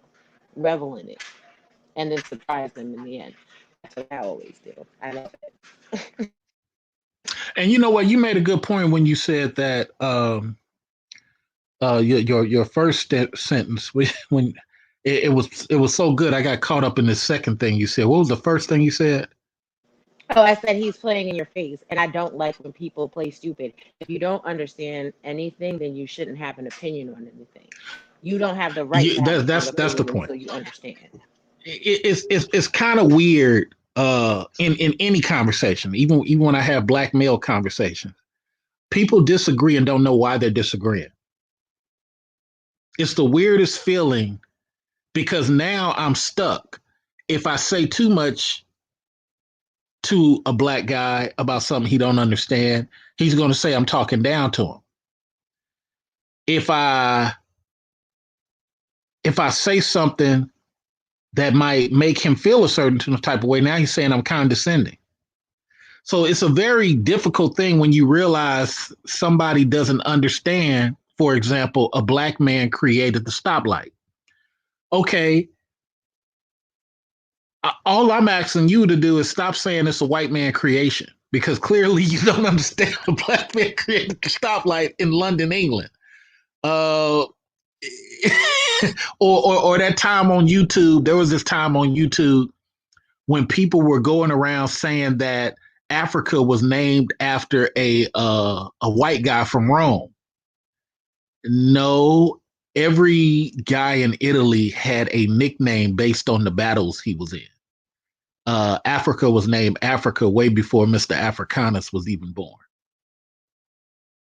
So it's just that type of stuff. It's like, actual factual.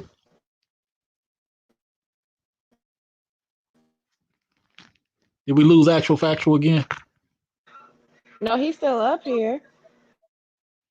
Well, go ahead and speak to that last thing before I play this. How we, it's like people say stuff, Raw B, and then it's like, They just don't want to give us any credit. They just want to take credit for everything. But you got to understand this too.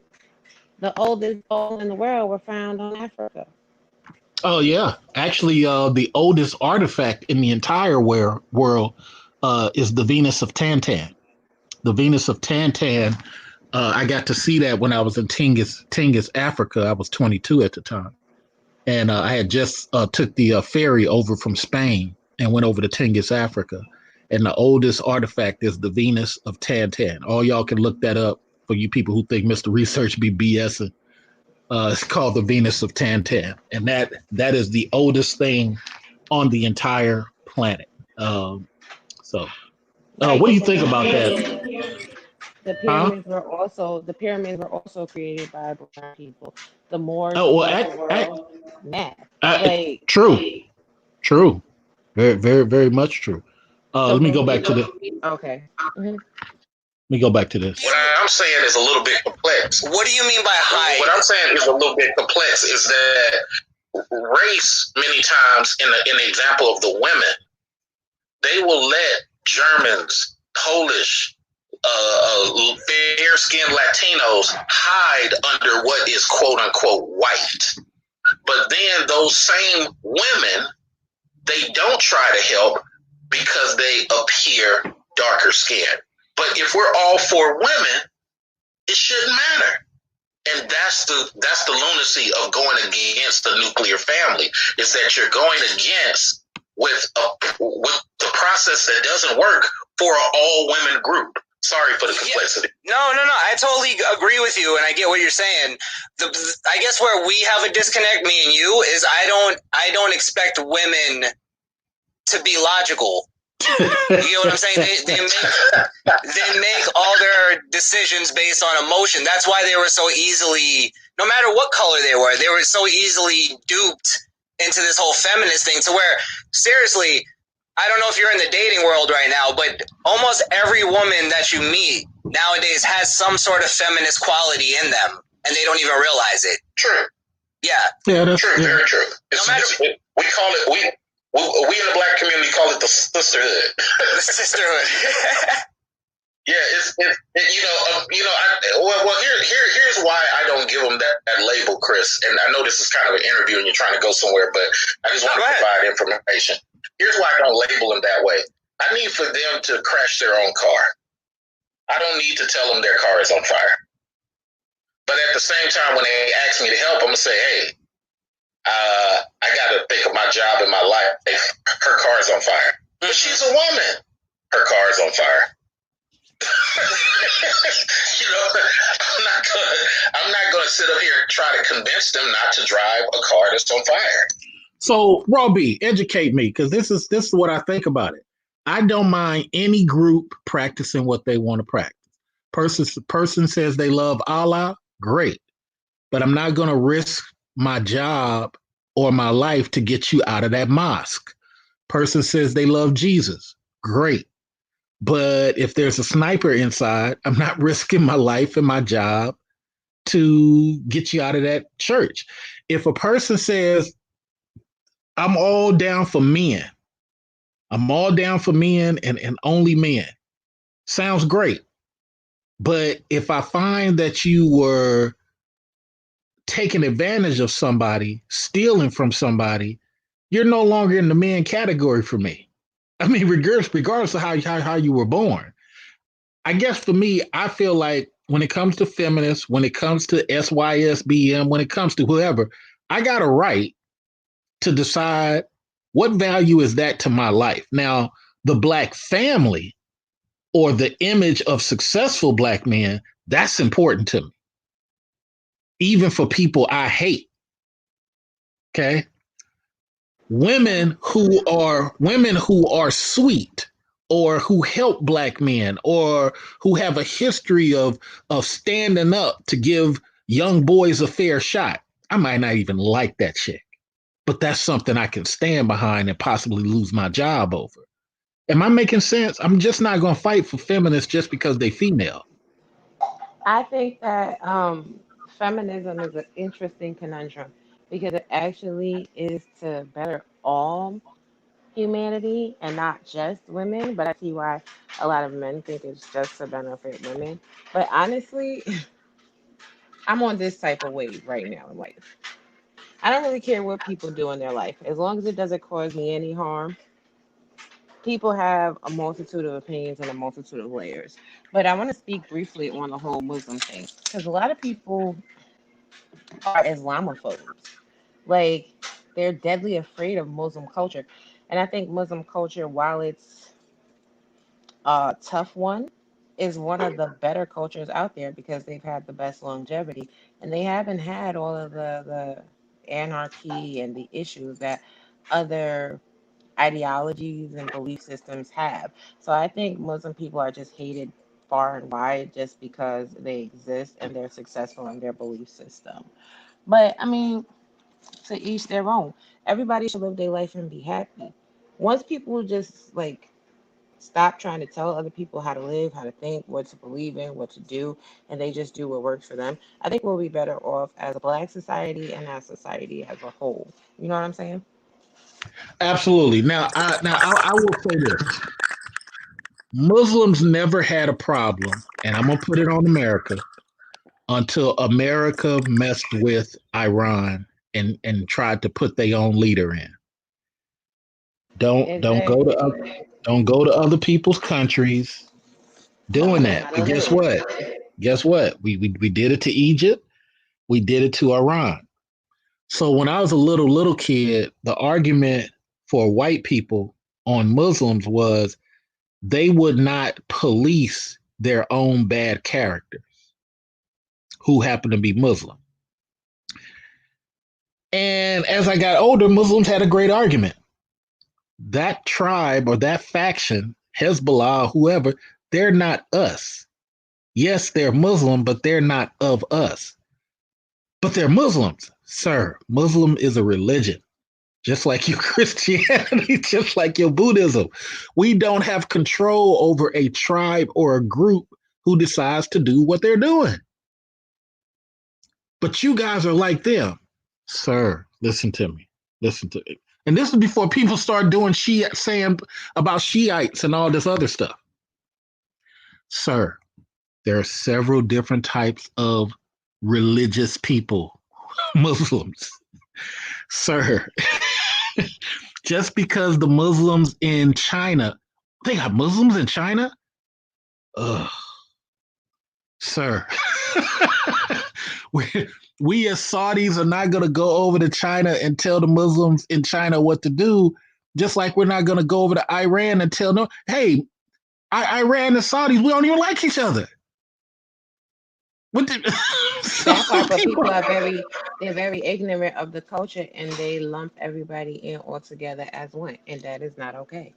But when people start finding that out, shortly when Obama came around, is when people started finding that out. After the fall of Saddam, people start realizing how multifaceted Islam is. And people start calling Hezbollah Hezbollah. They start calling the Brotherhood of Egypt the Brotherhood of Egypt. But before they just lumped it all in. But to be fair, some Islamics did the same thing about Christians. They until they start seeing, oh, wait a minute, these white Christians are funny. But I just find it funny with that. Let me let you guys hear this. I'm gonna let this play for a while. It's there, but this is what I told a lot of feminists. I said, do you realize if we black guys, if white guys would put down this race crap, and white guys would bond with black dudes the way it was in the days of radio, do you realize we can kill this feminism idea overnight? Let me ask you that actual factual now that you're back.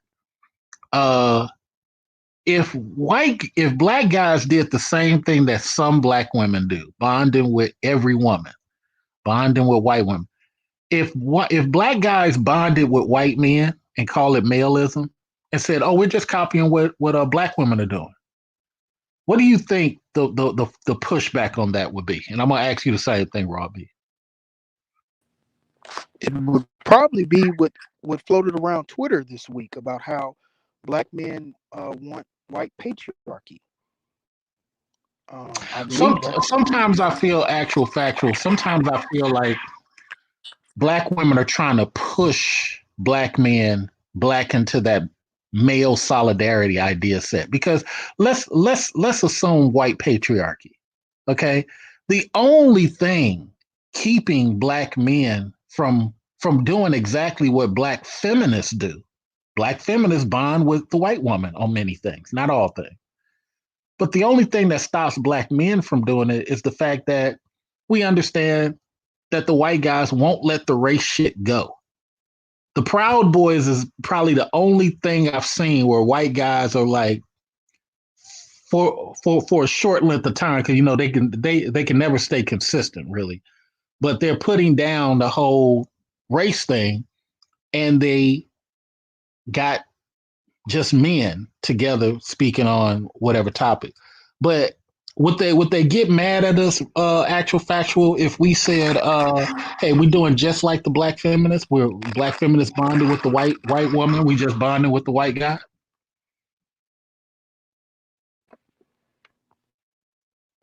Can you hear me? Yeah, go ahead. Okay. All right.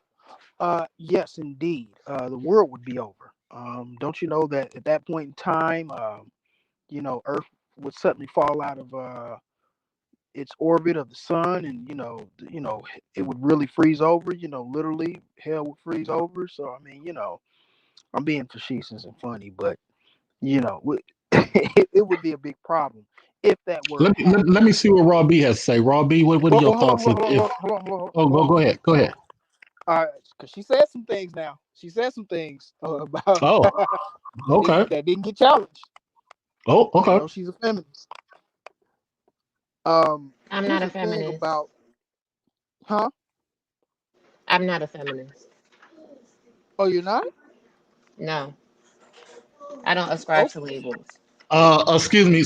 I'm walking over to the scoreboard. Scoreboard 1. Okay. Actual 0. Please continue, Action Fans. You got to get some scores on the board, buddy. Let the record show. Let the record show. Raw B said on the 25th of October at 5:52 p.m. Eastern time that she said she does not ascribe to labels and she is not a feminist, but she does support a lot of talking points. I didn't say I support talking points either. I just gave an opinion based on a set of verbiage set in a conversation. I Okay. didn't say that you. I didn't. Wait, hold on. I didn't say that you didn't. I said she does support a lot of the talking points. That's what I said. I didn't say you said that. That's what I said. I'm Oh, just I telling know. you And that, I'm bro. telling you, I don't support all of the talking points either. But if we're going to talk about Didn't say something, we're that. going to have a. Okay. Uh, the score, the score is 1-1. The score is 1-1. I'm Go going to ahead let and you wrap get it up your off and point. then I'm a respond. So go ahead, actual factual. Go ahead. Go ahead. Going to the point of women being illogical. The speaker did in fact say that, and yes, that was a move. We must all be cognizant of semantics and how they work, and the audience and or the topic that is being discussed and how it is being discussed. That's number one. The second thing, when it comes to what he was saying, it has the it with regards to feminism and what she was talking about, how it bettering everyone, and that women often have to take up these different points. uh they're gonna you're gonna have to choose what you want. And as far as accountability, if you want equal rights, if you want to be seen as that, or made whole or seen as such as that, then you have to take equal parts accountability just as much as men have in societies. And I'll You end know it what? there. That's a great point, Bob. But I will say this about feminists. A lot of the feminists came in it under the operation of it was about balance and it was about oneness. And I think it got co-opted by the anti-male speakers because I actually went to a couple of meetings of feminist people who claimed they were feminists just to, get clarity and get information. I went after work, instead of but beating the traffic, I went and sat and listened to something for an hour, right? And at the end of it, I said, I noticed you guys didn't mention black sons, no time. You didn't mention your black boys, black uncles. So if it's about balance, why were men never mentioned in the positive? Now, I'm going to speak to this. First of all, actual factual, I want you to go watch my debate on TPOT's channel because I did have a feminist debate and like was feminism good for black women or whatever, whatever.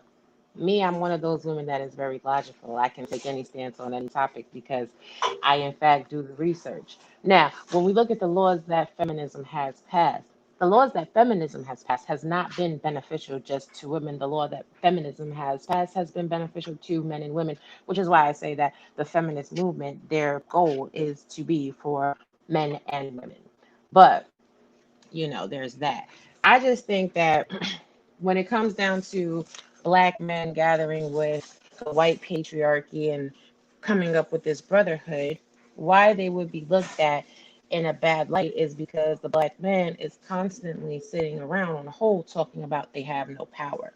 So black women are not running around talking about they don't have power. That's why black women would be critical of black men on that avenue. You can't say you have an issue with your oppressor and then defer to them in brotherhood to not get your agenda passed.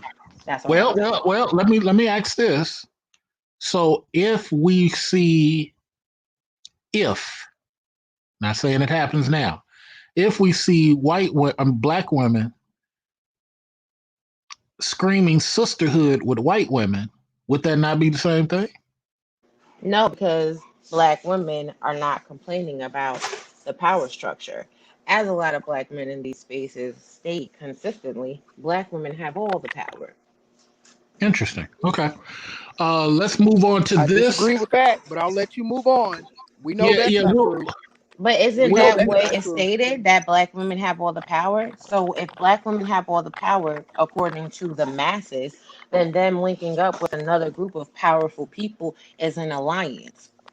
Black men constantly claim that they have no power. So black men linking up with white men that have all the power would not be an alliance, not a powerful one.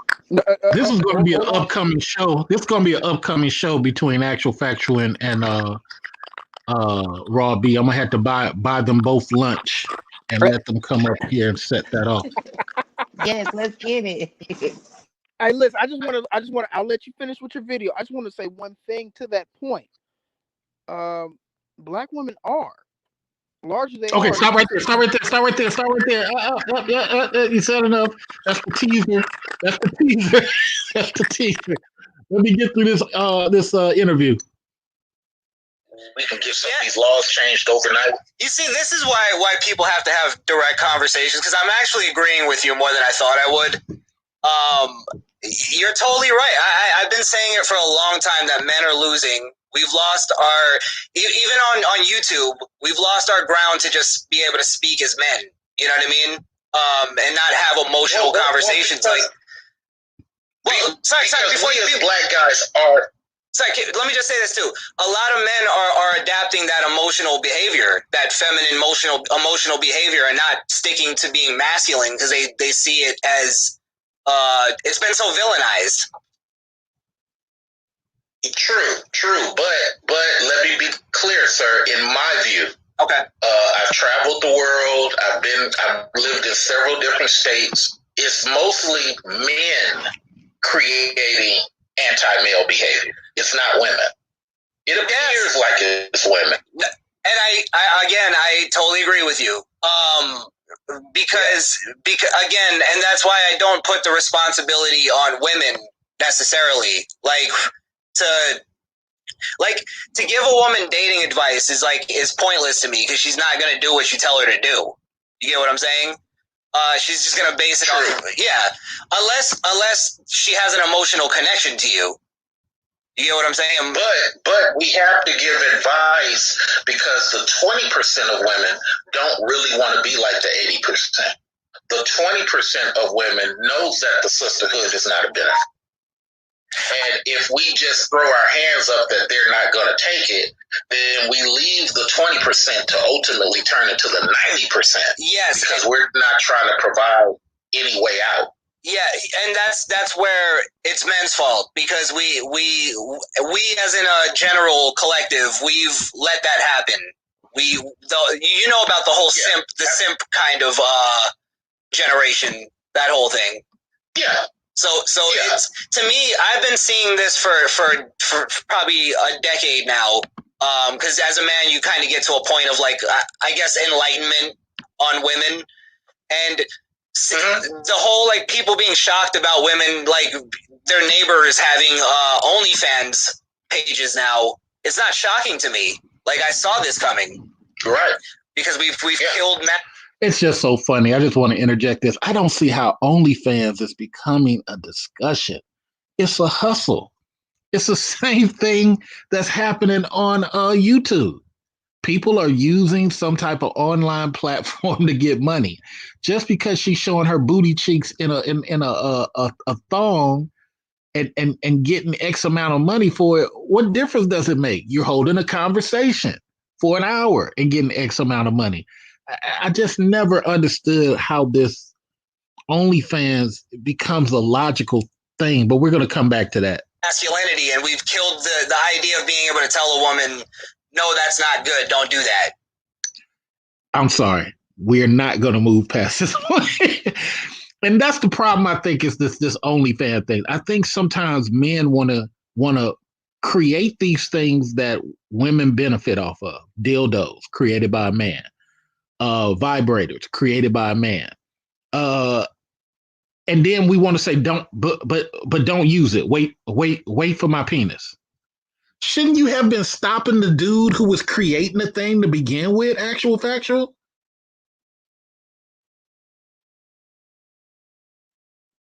I can't hear you.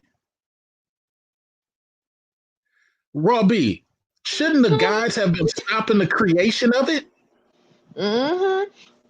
Ain't But that? see, I mean, I just don't understand. You wait. You let the guy create the dildo. You let the guy create the vibrator. You let the guy create the OnlyFans.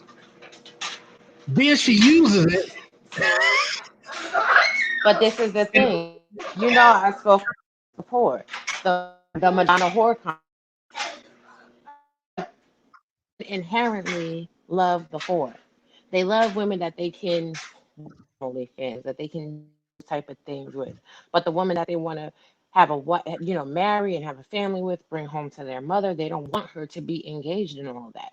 And it sets a confusing dynamic for women on a whole because women are So I have to be this type of slutty, this level of provocative to be attractive to men. But in the same token, that same level of slutty and provocative, men not want to choose them for long-standing relationships. That's amazing. Actual factual.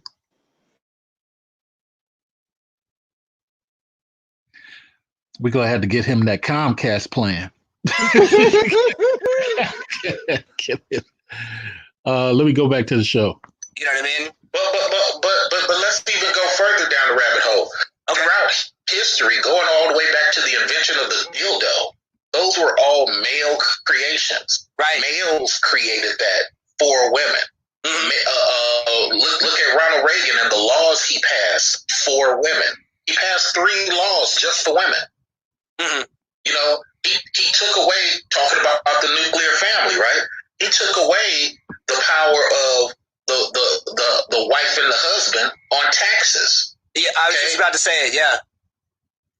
You know, but wait a minute. You're supposed to be a Republican now. You're no longer a Democrat. Why are you using Democrat policies? And why are you guys in Congress sharing his Democrat policies that you used to hate under Ford and Jimmy Carter? Stop right there. See, this is something I want to interject. This is why in conservative circles, I don't like when people call people names.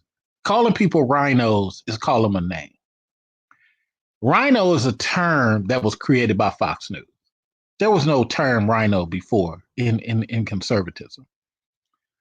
It's a little shaming tactic, but I always bring up this point that I brought up to Chris. You have a lot of Republicans go against their Republican ideas when it suits them for money. Yet you guys don't say nothing. Then if somebody does say something who might be a Republican, your first thing is you're a rhino. You're not a constitutional conservative. Because I'm disagreeing with these dudes muddying up the system that they said they was down for? Actual factual. Yes. Brotherhood, indeed. They know full well of the history, and this kind of intertwines with that what we were talking about with the earlier pioneers like Susan B. Anthony, Angela Stanton, all of those people. See, the way that someone conducts their government, or i.e. their cultural systems, or the way in particular this one does or did, was we're talking about wealthy families, as you speak about many times with families, wealthy families, wealthy landowners. And it wasn't a static thing when we're talking about heirs and men and then women and the female heirs. There's actually a book that came out a couple years ago where author speaks about that when they says they were her property, speaking in regards to white women and them owning land and slaves and labor, controlling labor. So it just wasn't a static thing. And so when we have guys like, again, it goes back to your point, you have people that enter these Semitic environments and they think that they're not thinking sequentially, or that all the facts that they're basing it off of is not a fully developed idea. So his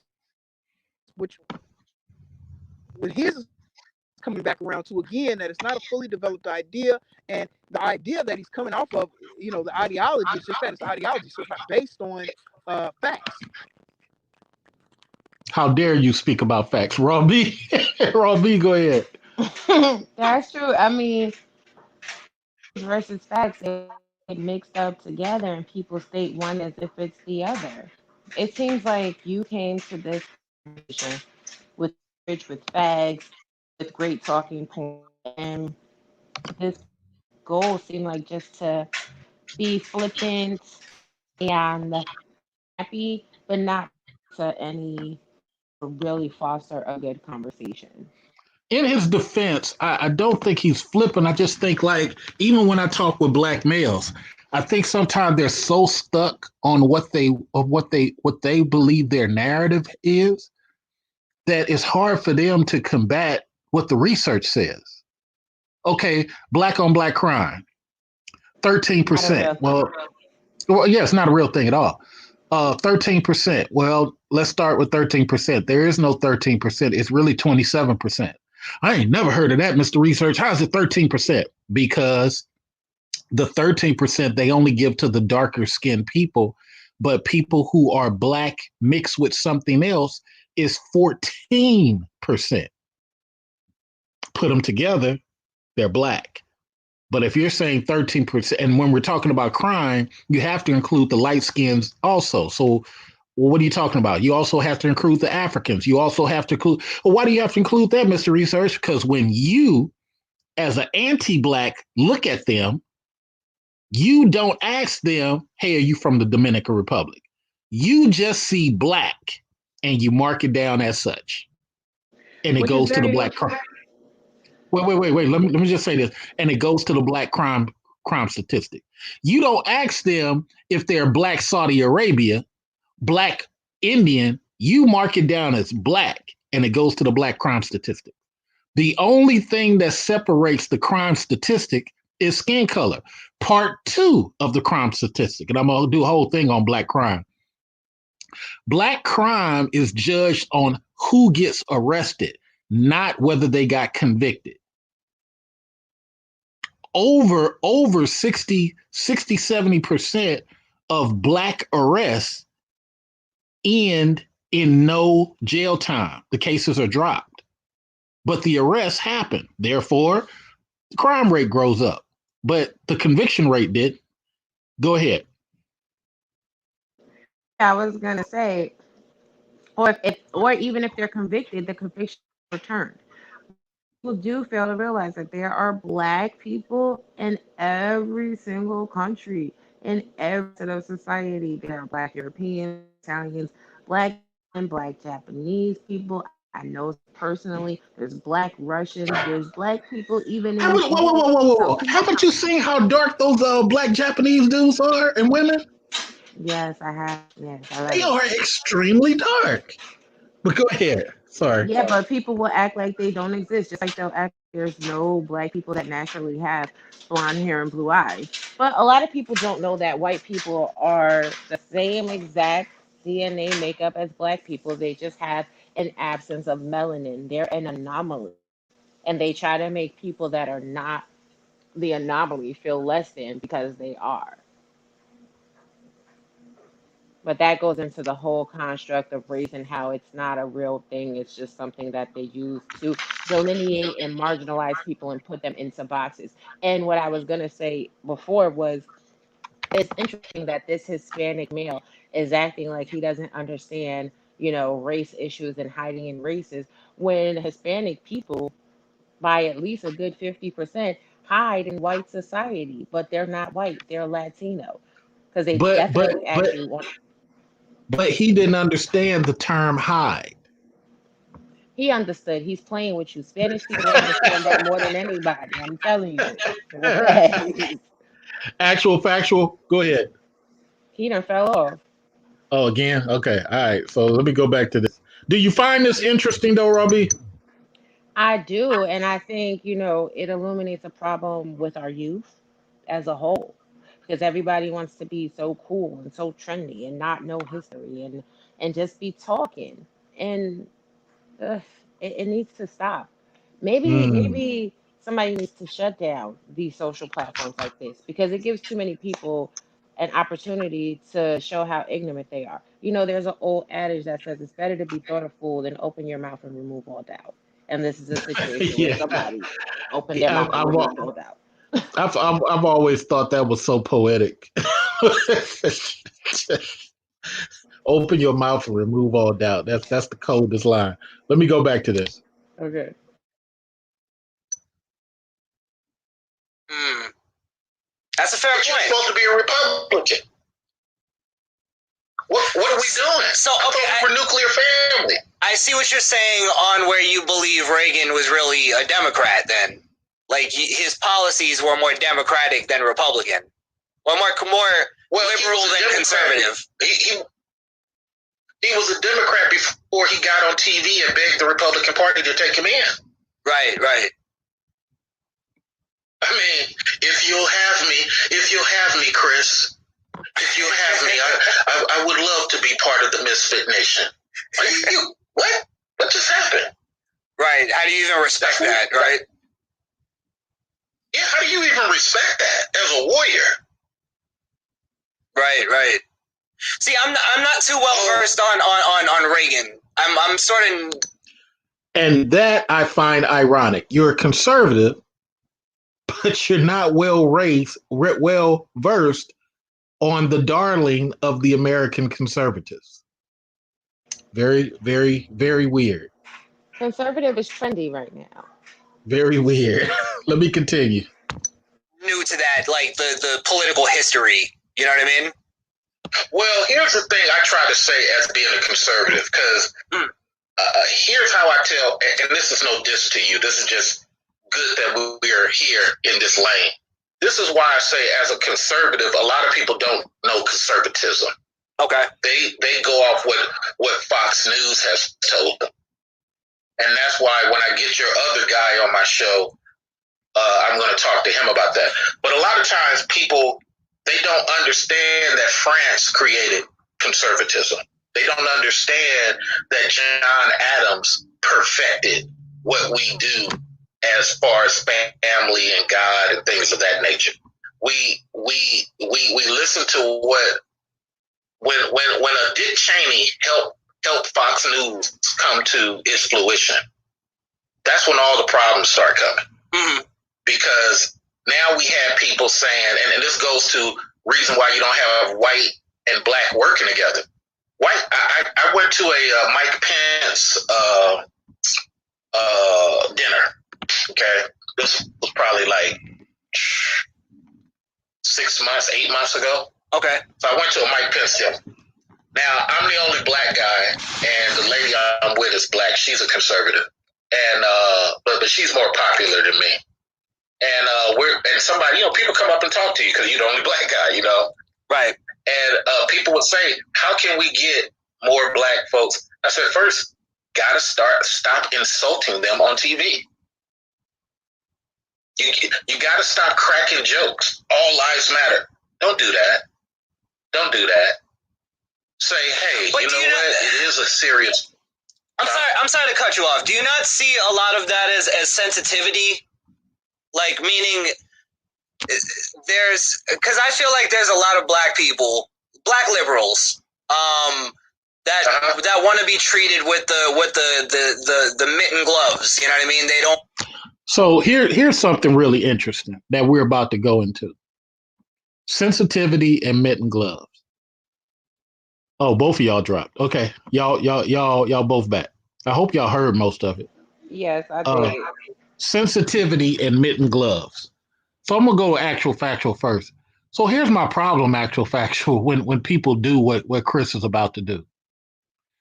Chris only wants to give it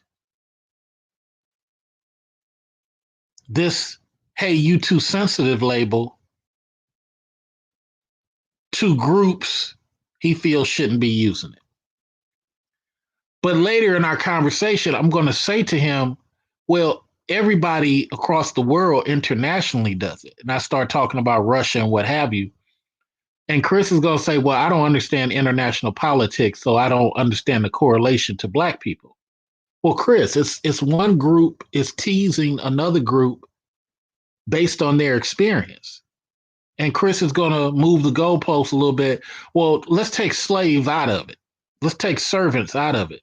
But Chris, you can't do that because all attacks are based on who's poor and who's unable to defend themselves. Nobody attacks a group or a person who can crush them. They only attack people who they feel are lower. So it's hard to give you an analogy. But I gave him one in regards to England. When the IRA used to bomb England all the time, is because England wanted Ireland to be their soldiers. And Ireland didn't want to participate. That's all it was about. Hey, don't go create these wars and you want us to fight for you. Come on now. No. Oh, well, we're going to start taxing you guys. Taxing us? Hold on. Wait a minute. Because we don't want to fight for England? We're Ireland. Well, you're all part of Wessex. Okay, if that's the case, why are you not taxing Scotland like that? Because they cooperate. Oh, man, okay. So here we go. and they went into this long war. So when people like Chris say this stuff like, I don't believe in identity politics and people being too sensitive, maybe I'm leaning toward what you saying, Robbie. It just comes across like you only want to say this stuff when it's convenient. What's your thought, Robbie? I think that identity politics have always come into play from time Always. immemorial. Look at Marcus Aurelius and what he conquered. It was based off of identity. Look at Genghis Khan and what he conquered and took over. It was based on identity. And Look at even look at, Alexander the Great. yeah, you Alexander even, the Great was not even a Greek. He was a Macedonian. But look how he adopted the Greek mantle everywhere he went. So, exactly. And then, like, there's even a show right now that speaks to what you were just talking about with the British and the Ireland and the Irish. Peaky Blinders, such a good show. oh yeah, Like, yeah. yeah, so when people say that, like, come on, even look at America. America seceded from Britain, and that was identity politics. So That people was need to get identity back to it. politics. Great point. I forgot about that. Great point. Actual factual, you're back. What are your thoughts? To the point that you were speaking on, I'm trying to gather my thoughts here. I'm sorry, Mr. Research. Say We're that gonna one come more right back to time. you. We're gonna come right back to you. Let me play some more of this. And while you guys are playing this, let's see if we can donate to Actual Factual for a better connection. let's try to get him. Let's try to get him that Comcast booster plan. See if we can get him right. Just joking, bro. Come on. Here go the interview. They don't like the sort of the harsh truth. Okay. Do you Can see I any of that? tell the Or harsh truth about? Yeah. Well. Let me use your example. Okay. Let me use your example and be fair to you, and use the same logic, and let's see how it pans out. Can I use that same thing? Can I make public statements about Jews on TV? I think you could do that now. Oh, really? Yeah. What happened to Nick Cannon? Well, Nick Cannon was literally talking about melanin in the skin. But wait, I think he should. No. In my world, he should be able to say whatever he wants. But I think you got to understand the double standard that's going on right now. So this is hard for me, and I hate when people do this. We're talking about a topic, and when you catch them on moving the goalposts, they say, "Well, this is what I believe." I'm not asking you what you believe. I'm saying, can you do it? You can't criticize the police for too long if you're not financially able to fight them. You can't criticize the FBI. You can't criticize Jews. Shoot, if the Native Americans catch you out on the wrong side of the territory line and you criticize them, you might not make it back on the other side. Because clearly we know you can murder somebody on sovereign land and the government will have a hard time bringing you to trial. So I don't understand where people get this thing of, I feel like to say I should have the right to say whatever I want, but if the person does something to me, I just don't get it. Actual factual, what are your thoughts?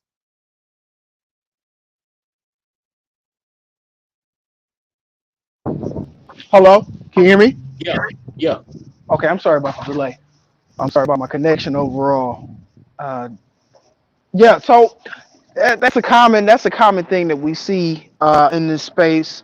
When it comes to other participants, you'll have participant that'll actually answer the question, and when the person has answered the question, the other opposition will then move to a different different part of the subject matter. They'll never address what they just asked or what was previously the person's previous point, and they just keep going on and on and on and on and on. We call it goalpost moving, and so you see Yeah. that a lot. And so what it demonstrates in his and you guys' particular interaction is that he has been basically defeated on those subjects. That's what it demonstrates to the audience, or should demonstrate, Well, because he has no I answer for it. don't believe he puts himself around people that challenge him intellectually. I think I know Mr. Jay Blaze, one of his cohorts, does to a degree. But I don't know. It doesn't mean I'm right about everything. Let me make sure I keep that clear. Raw B, what are your thoughts? I think that you completely dominated this interview, and I think it was problematic for him, especially when, the narrative he tries to put out is maybe not that flattering to Black people. So to be losing so epically to a Black person was probably a huge blow to his ego as well, which is why he kept trying to move the goalpost and trying to trip you up, but you were prepared and he wasn't ready. Well, everybody be prepared. I'm going to invite him on at some point in time for a call-in show.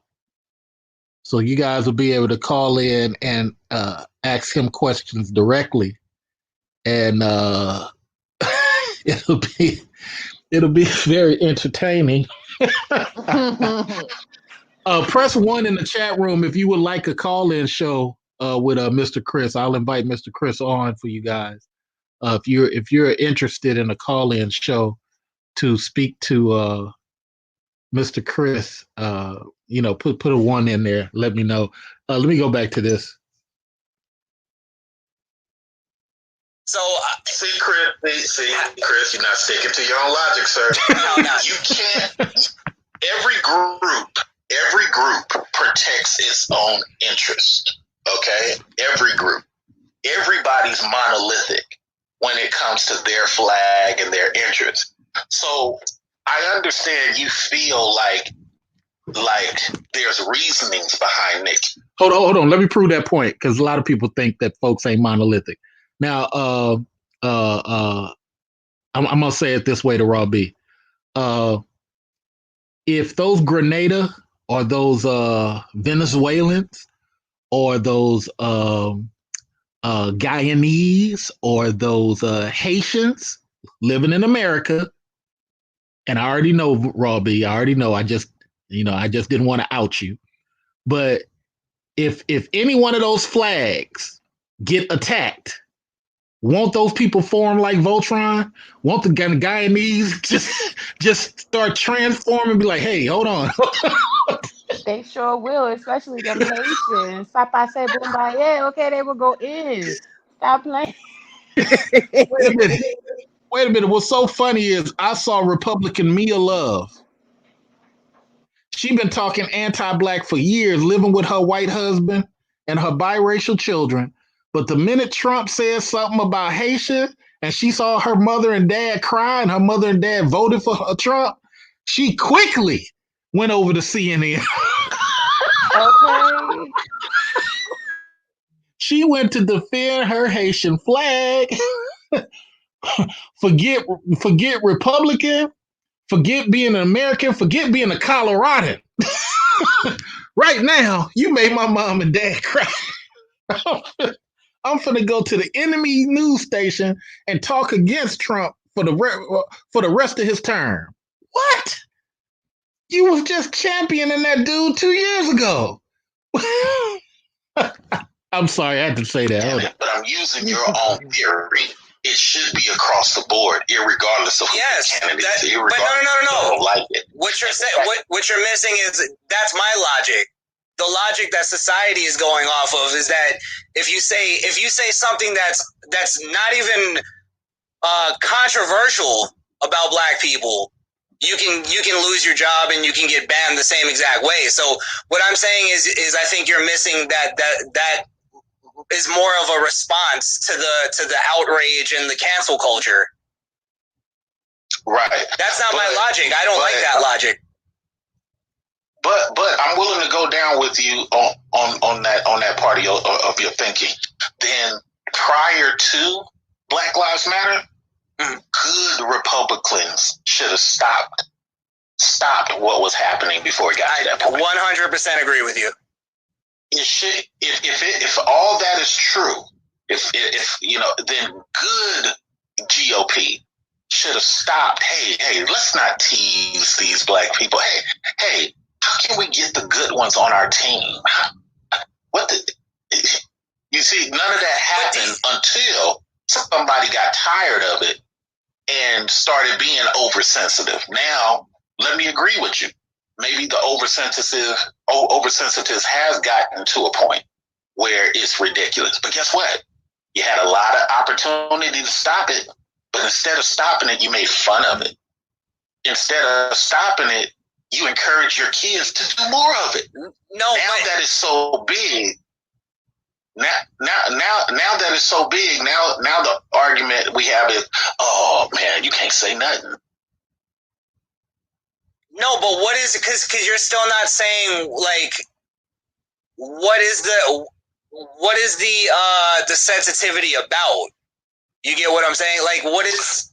Okay, the sensitivity is about, and I'm going to use. I always use an all-white situation to describe what's happening with black people. Give me a moment.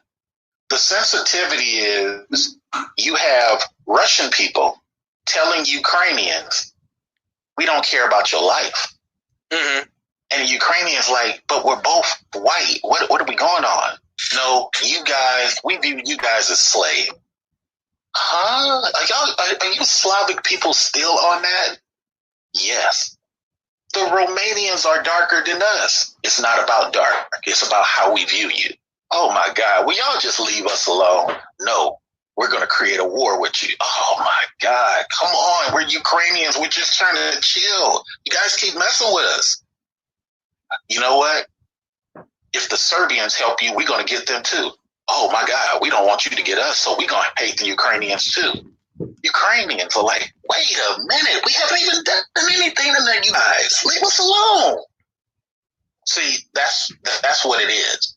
It's when you take the color out of things, it becomes one group is trying to bully a group for no other reason than they view that group, the Ukrainians in this example, as servant.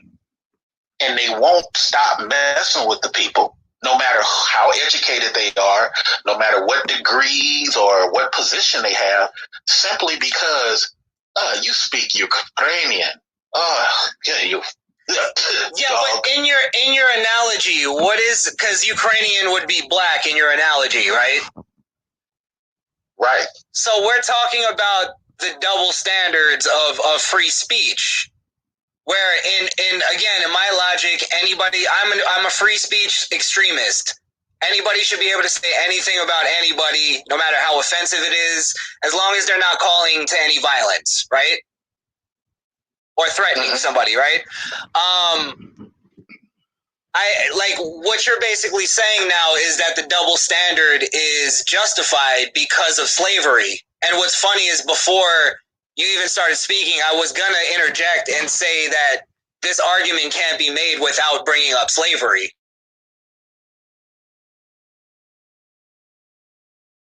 Does anybody understand what he's talking about? Yeah, I get what he's saying, but it doesn't mean it's a valid point. You said it is a valid point? No, I said it's not a valid point because when people speak African Americans, it is a call to violence. Right, that was my point. It was like, well, if you want to take out the slavery part of it, what other place on the planet has that capability for you to take the slavery part out of it? America and the whole black concept is totally different from slavery in the Caribbean. It's totally different from slavery in England. Totally different from slavery in Brazil. It's just not the same. And I can prove it by the number of beatings. There were not a lot of beatings in those other areas I just named. Right, and this is my thing, because when we start to look at slavery in America in particular, slaves in America built a substantial amount of sustainable wealth for white Americans. So when you look at how the world has changed and they stopped getting free labor and they had to start paying taxes on things, and now they have this resentment because they have to pay us for our work. They have to pay taxes on the products and the goods. and they're always moving the goalposts on, hiding money in tax shelters and getting tax write-offs and bankrupt laws once we start to co-opt and also capitalize off of that law or that ideology. These talking points against us are ridiculous. They're just ridiculous. Hmm. Actual factual.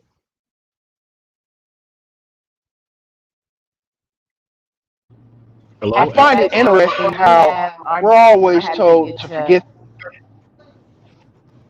Go ahead, actual. Can you hear me?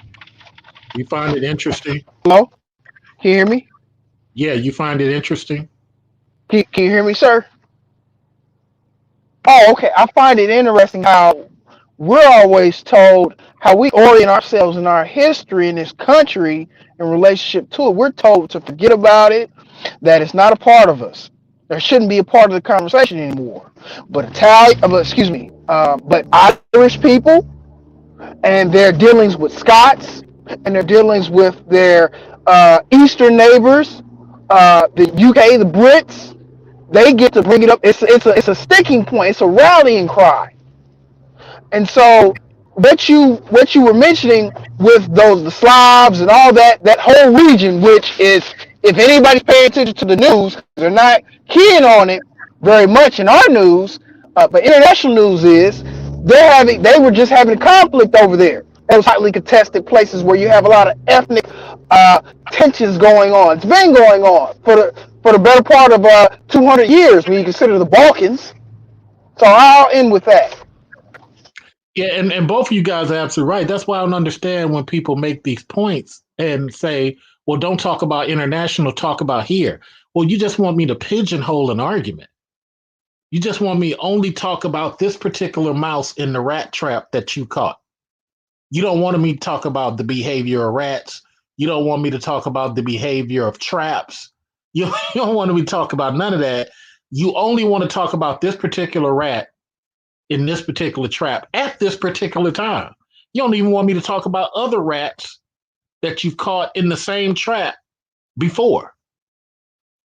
And it's like, that's not a conversation. That's just a gotcha moment. But Okay, so let's use let's use somebody who is not a slave. Well, you know what? Here's the thing. Everybody is slaves on a military level. So I'm going to give you another example, but it's slaves on a military level.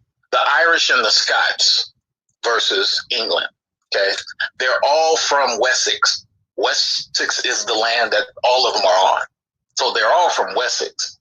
But because England needs them as soldiers, they view them as servants. Go ahead. So it's the same thing. They kept messing with Ireland, but Ireland didn't want to fight their war. And they would sit up here, tax Ireland, and they would just screw But no, Ireland. you're missing what I'm saying. Is we're talking about. No, I fully understand what you're saying. No, because you're saying you're breaking it away from free speech. Those other countries you're talking about don't have free speech the same way we do. Okay, but okay, so yes, there is free speech. Okay, but at what point in time does your free speech become violent? So let me go down the path with you. You said threatening or calling for violence, right? Or calling for violence. Okay, so until it becomes violent, the reason I don't apply to that is because I believe that we're supposed to have, as human beings, some level of decorum, some level of self-discipline. Okay.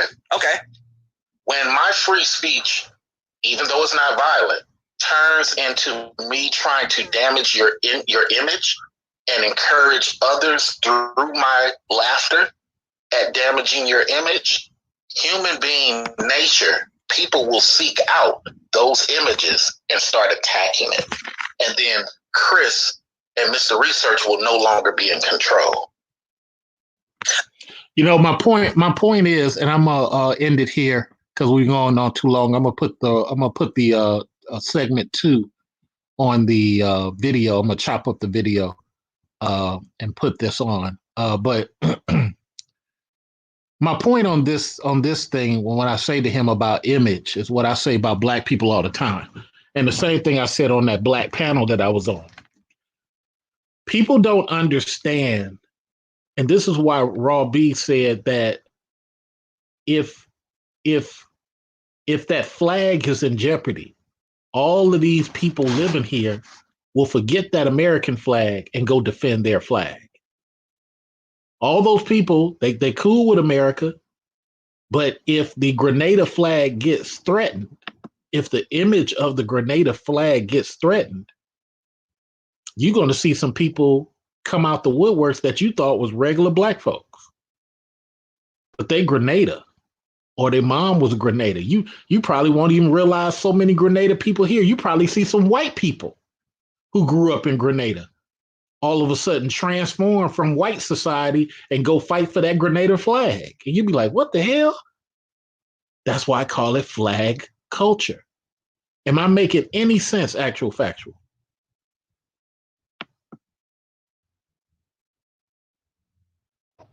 Yes, you're making sense, sir.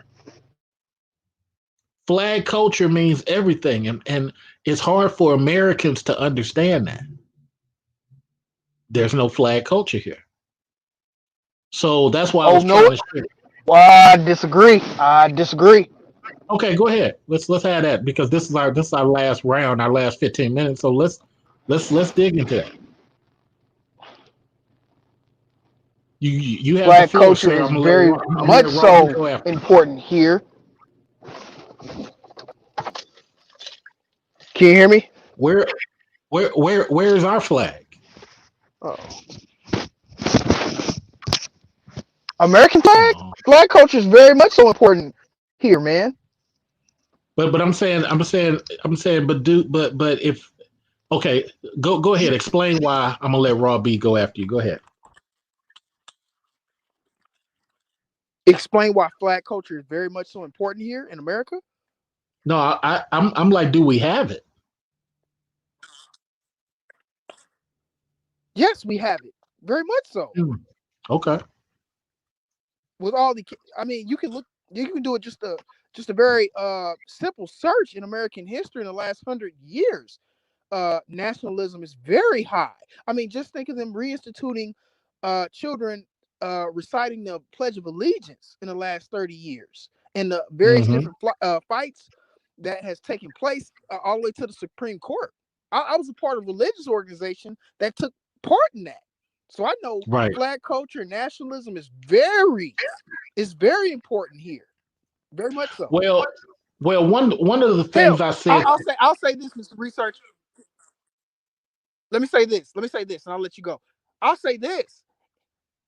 Flag culture is so extreme here, we even let a traitor's flag fly. Think about that. As far as an organizing principle. We let a treasonous traitor's flag. I've worked with guys side by side, and they like me. But getting them off that flag, boy, you would have thought you called their mama, you assaulted their mother. I'm telling you, it's strong. Raw B, what are your thoughts on flag culture here in America? I think flag culture here in America is very real. I think that actual factual may have missed the point of what you were saying a little bit. But I kind of caught up. Yeah, I do believe that if we have like a war and things go down, people are gonna come out and rep their flags in this border that we call America. If you ever notice, even like let's for instance, the pandemic. You see, when everyone's trying to call it the Chinese, this and that and the third, what them people did, they shut down. They stopped interacting with Americans, period. They get a lot of money over here. But they said, oh, you're not going to disrespect our country. Yep. But to actual factual point, yes, people are fighting to uphold that Confederate flag in America. And then that makes you sit back and really take a look. We're not one country indivisible, under God, and all the rhetoric that's in the Right. damn whatever the pledge to allegiance, because that Confederate flag flying, people know not agree with this, and we don't like a certain group of people, and we stand firm on this, and nothing because holds the Constitution, but the Constitution is not for people. And once we stand in that, maybe we'll have some forward progress as Well, all as I a know is until I can go to Austria, see the American restaurant, walk in and get treated like a brother from America by a white person, I don't feel there's no flag here. Because if you go out to Germany, you see white Germans, Asian Germans, and you can't tell them that they not German. They eating strudel, they sauerkraut everything on it. They serious about it.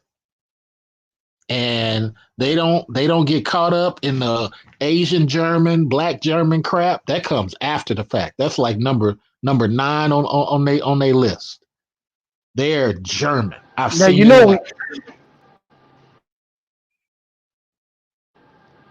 know we disagree on that, right?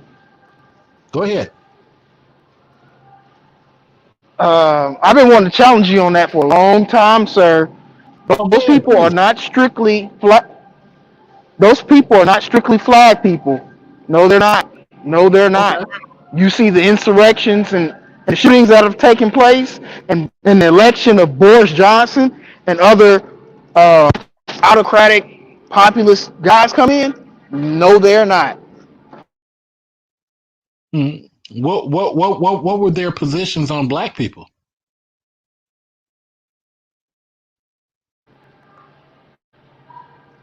In reference to what?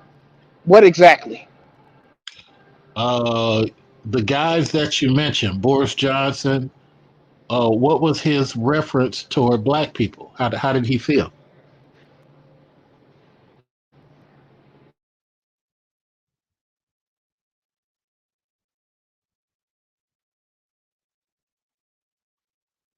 Hello, hello, Robbie. Scotty, I don't know. Mm. That's what did happen. Yeah, I don't know what happened. Okay, let's start doing our final things. Because I need to go do my wind sprints. Um, what are your final thoughts on everything you heard?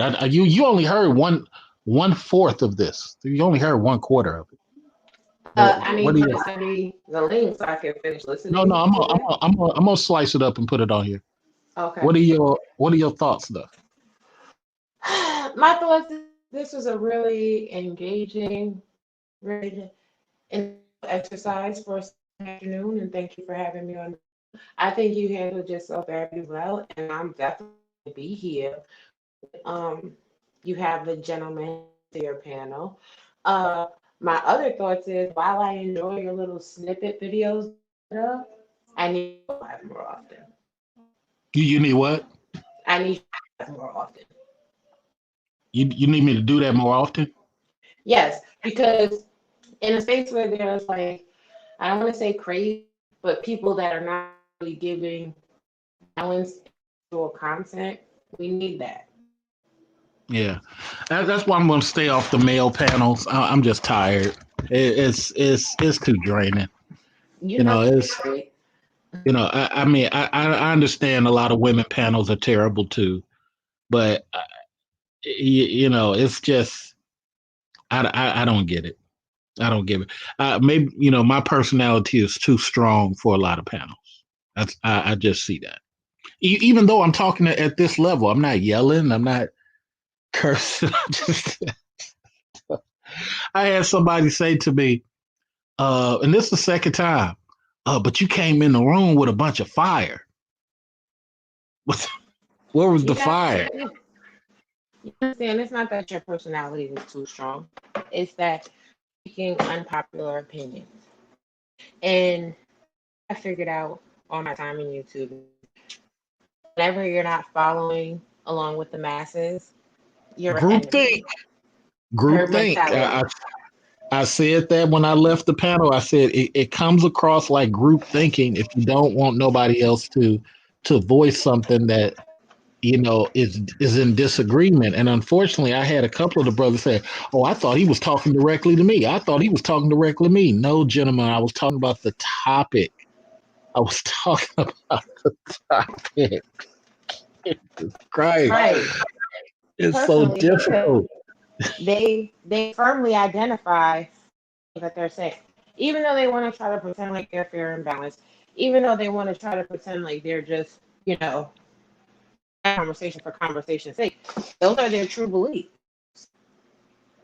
Got a lot And of then, people wearing masks out here. hey, and look, for real. And it's like it's the craziest thing, man. It's the craziest thing. But I said, you know what? Let me get away from it because this is how I feel about women. And I've told you, I told everybody who's associated with me in this channel. I drive past women. I don't have time to be hating chicks. I drive past it. I'm more rough on women than any dude on YouTube who talks about women. Well, this is the thing. You're rough on women, but you're not nasty. And I think it's a credit to your back. I just look at it. I don't care like that. I just don't, I mean, like, if a chick, why should you? If it's an opportunity to help somebody who has value, that's different. But I just don't help random dudes. I don't help random women. But I help more black sons than I help anybody. So if you're a black dude and you random, I'm more likely to help you before I help women. The reason being is because when I was younger, if I would help a woman, she would come back to use it again.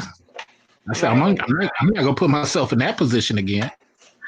You know what I'm saying? And many a times she would come back and use it simply because she can't deal with what she's going through. Huh? Right.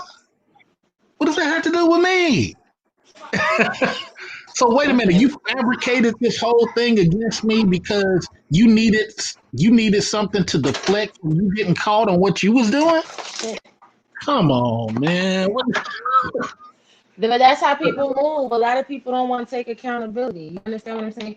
And then you got a lot of people in these too that push a situation until somebody don't got no choice but to. Well, see, that's how I view women, business, work related. I can treat you cordial, but I'm never going to put myself in a position where you can fabricate nothing. Right.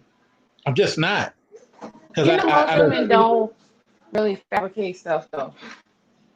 I'm not saying they do or don't. That's not my position. My position, I'm going to make sure you don't do it to me. Right. I'm not going to put myself in a position where I'm compromised. Because I think sometimes dudes get so, okay. Well, she dropped off. I think dudes get so apologetic toward women or feel like, let me be nice and accommodate. I love women, but I'm never going to put myself in a position where she could go left. I'm just not doing it. And therefore, I don't hate women because I just don't have time to hate women. I don't have time to talk about them, But hopefully this was interesting. We're going to try to invite Chris on to have a call-in show. I'm going to let you hear other parts of this interview. I stopped at 37. And leave a comment in the comment section. Leave a comment in the comment section. Leave a comment in the comment section. Tell me what you think. Much love. Be talking to you guys soon. Peace.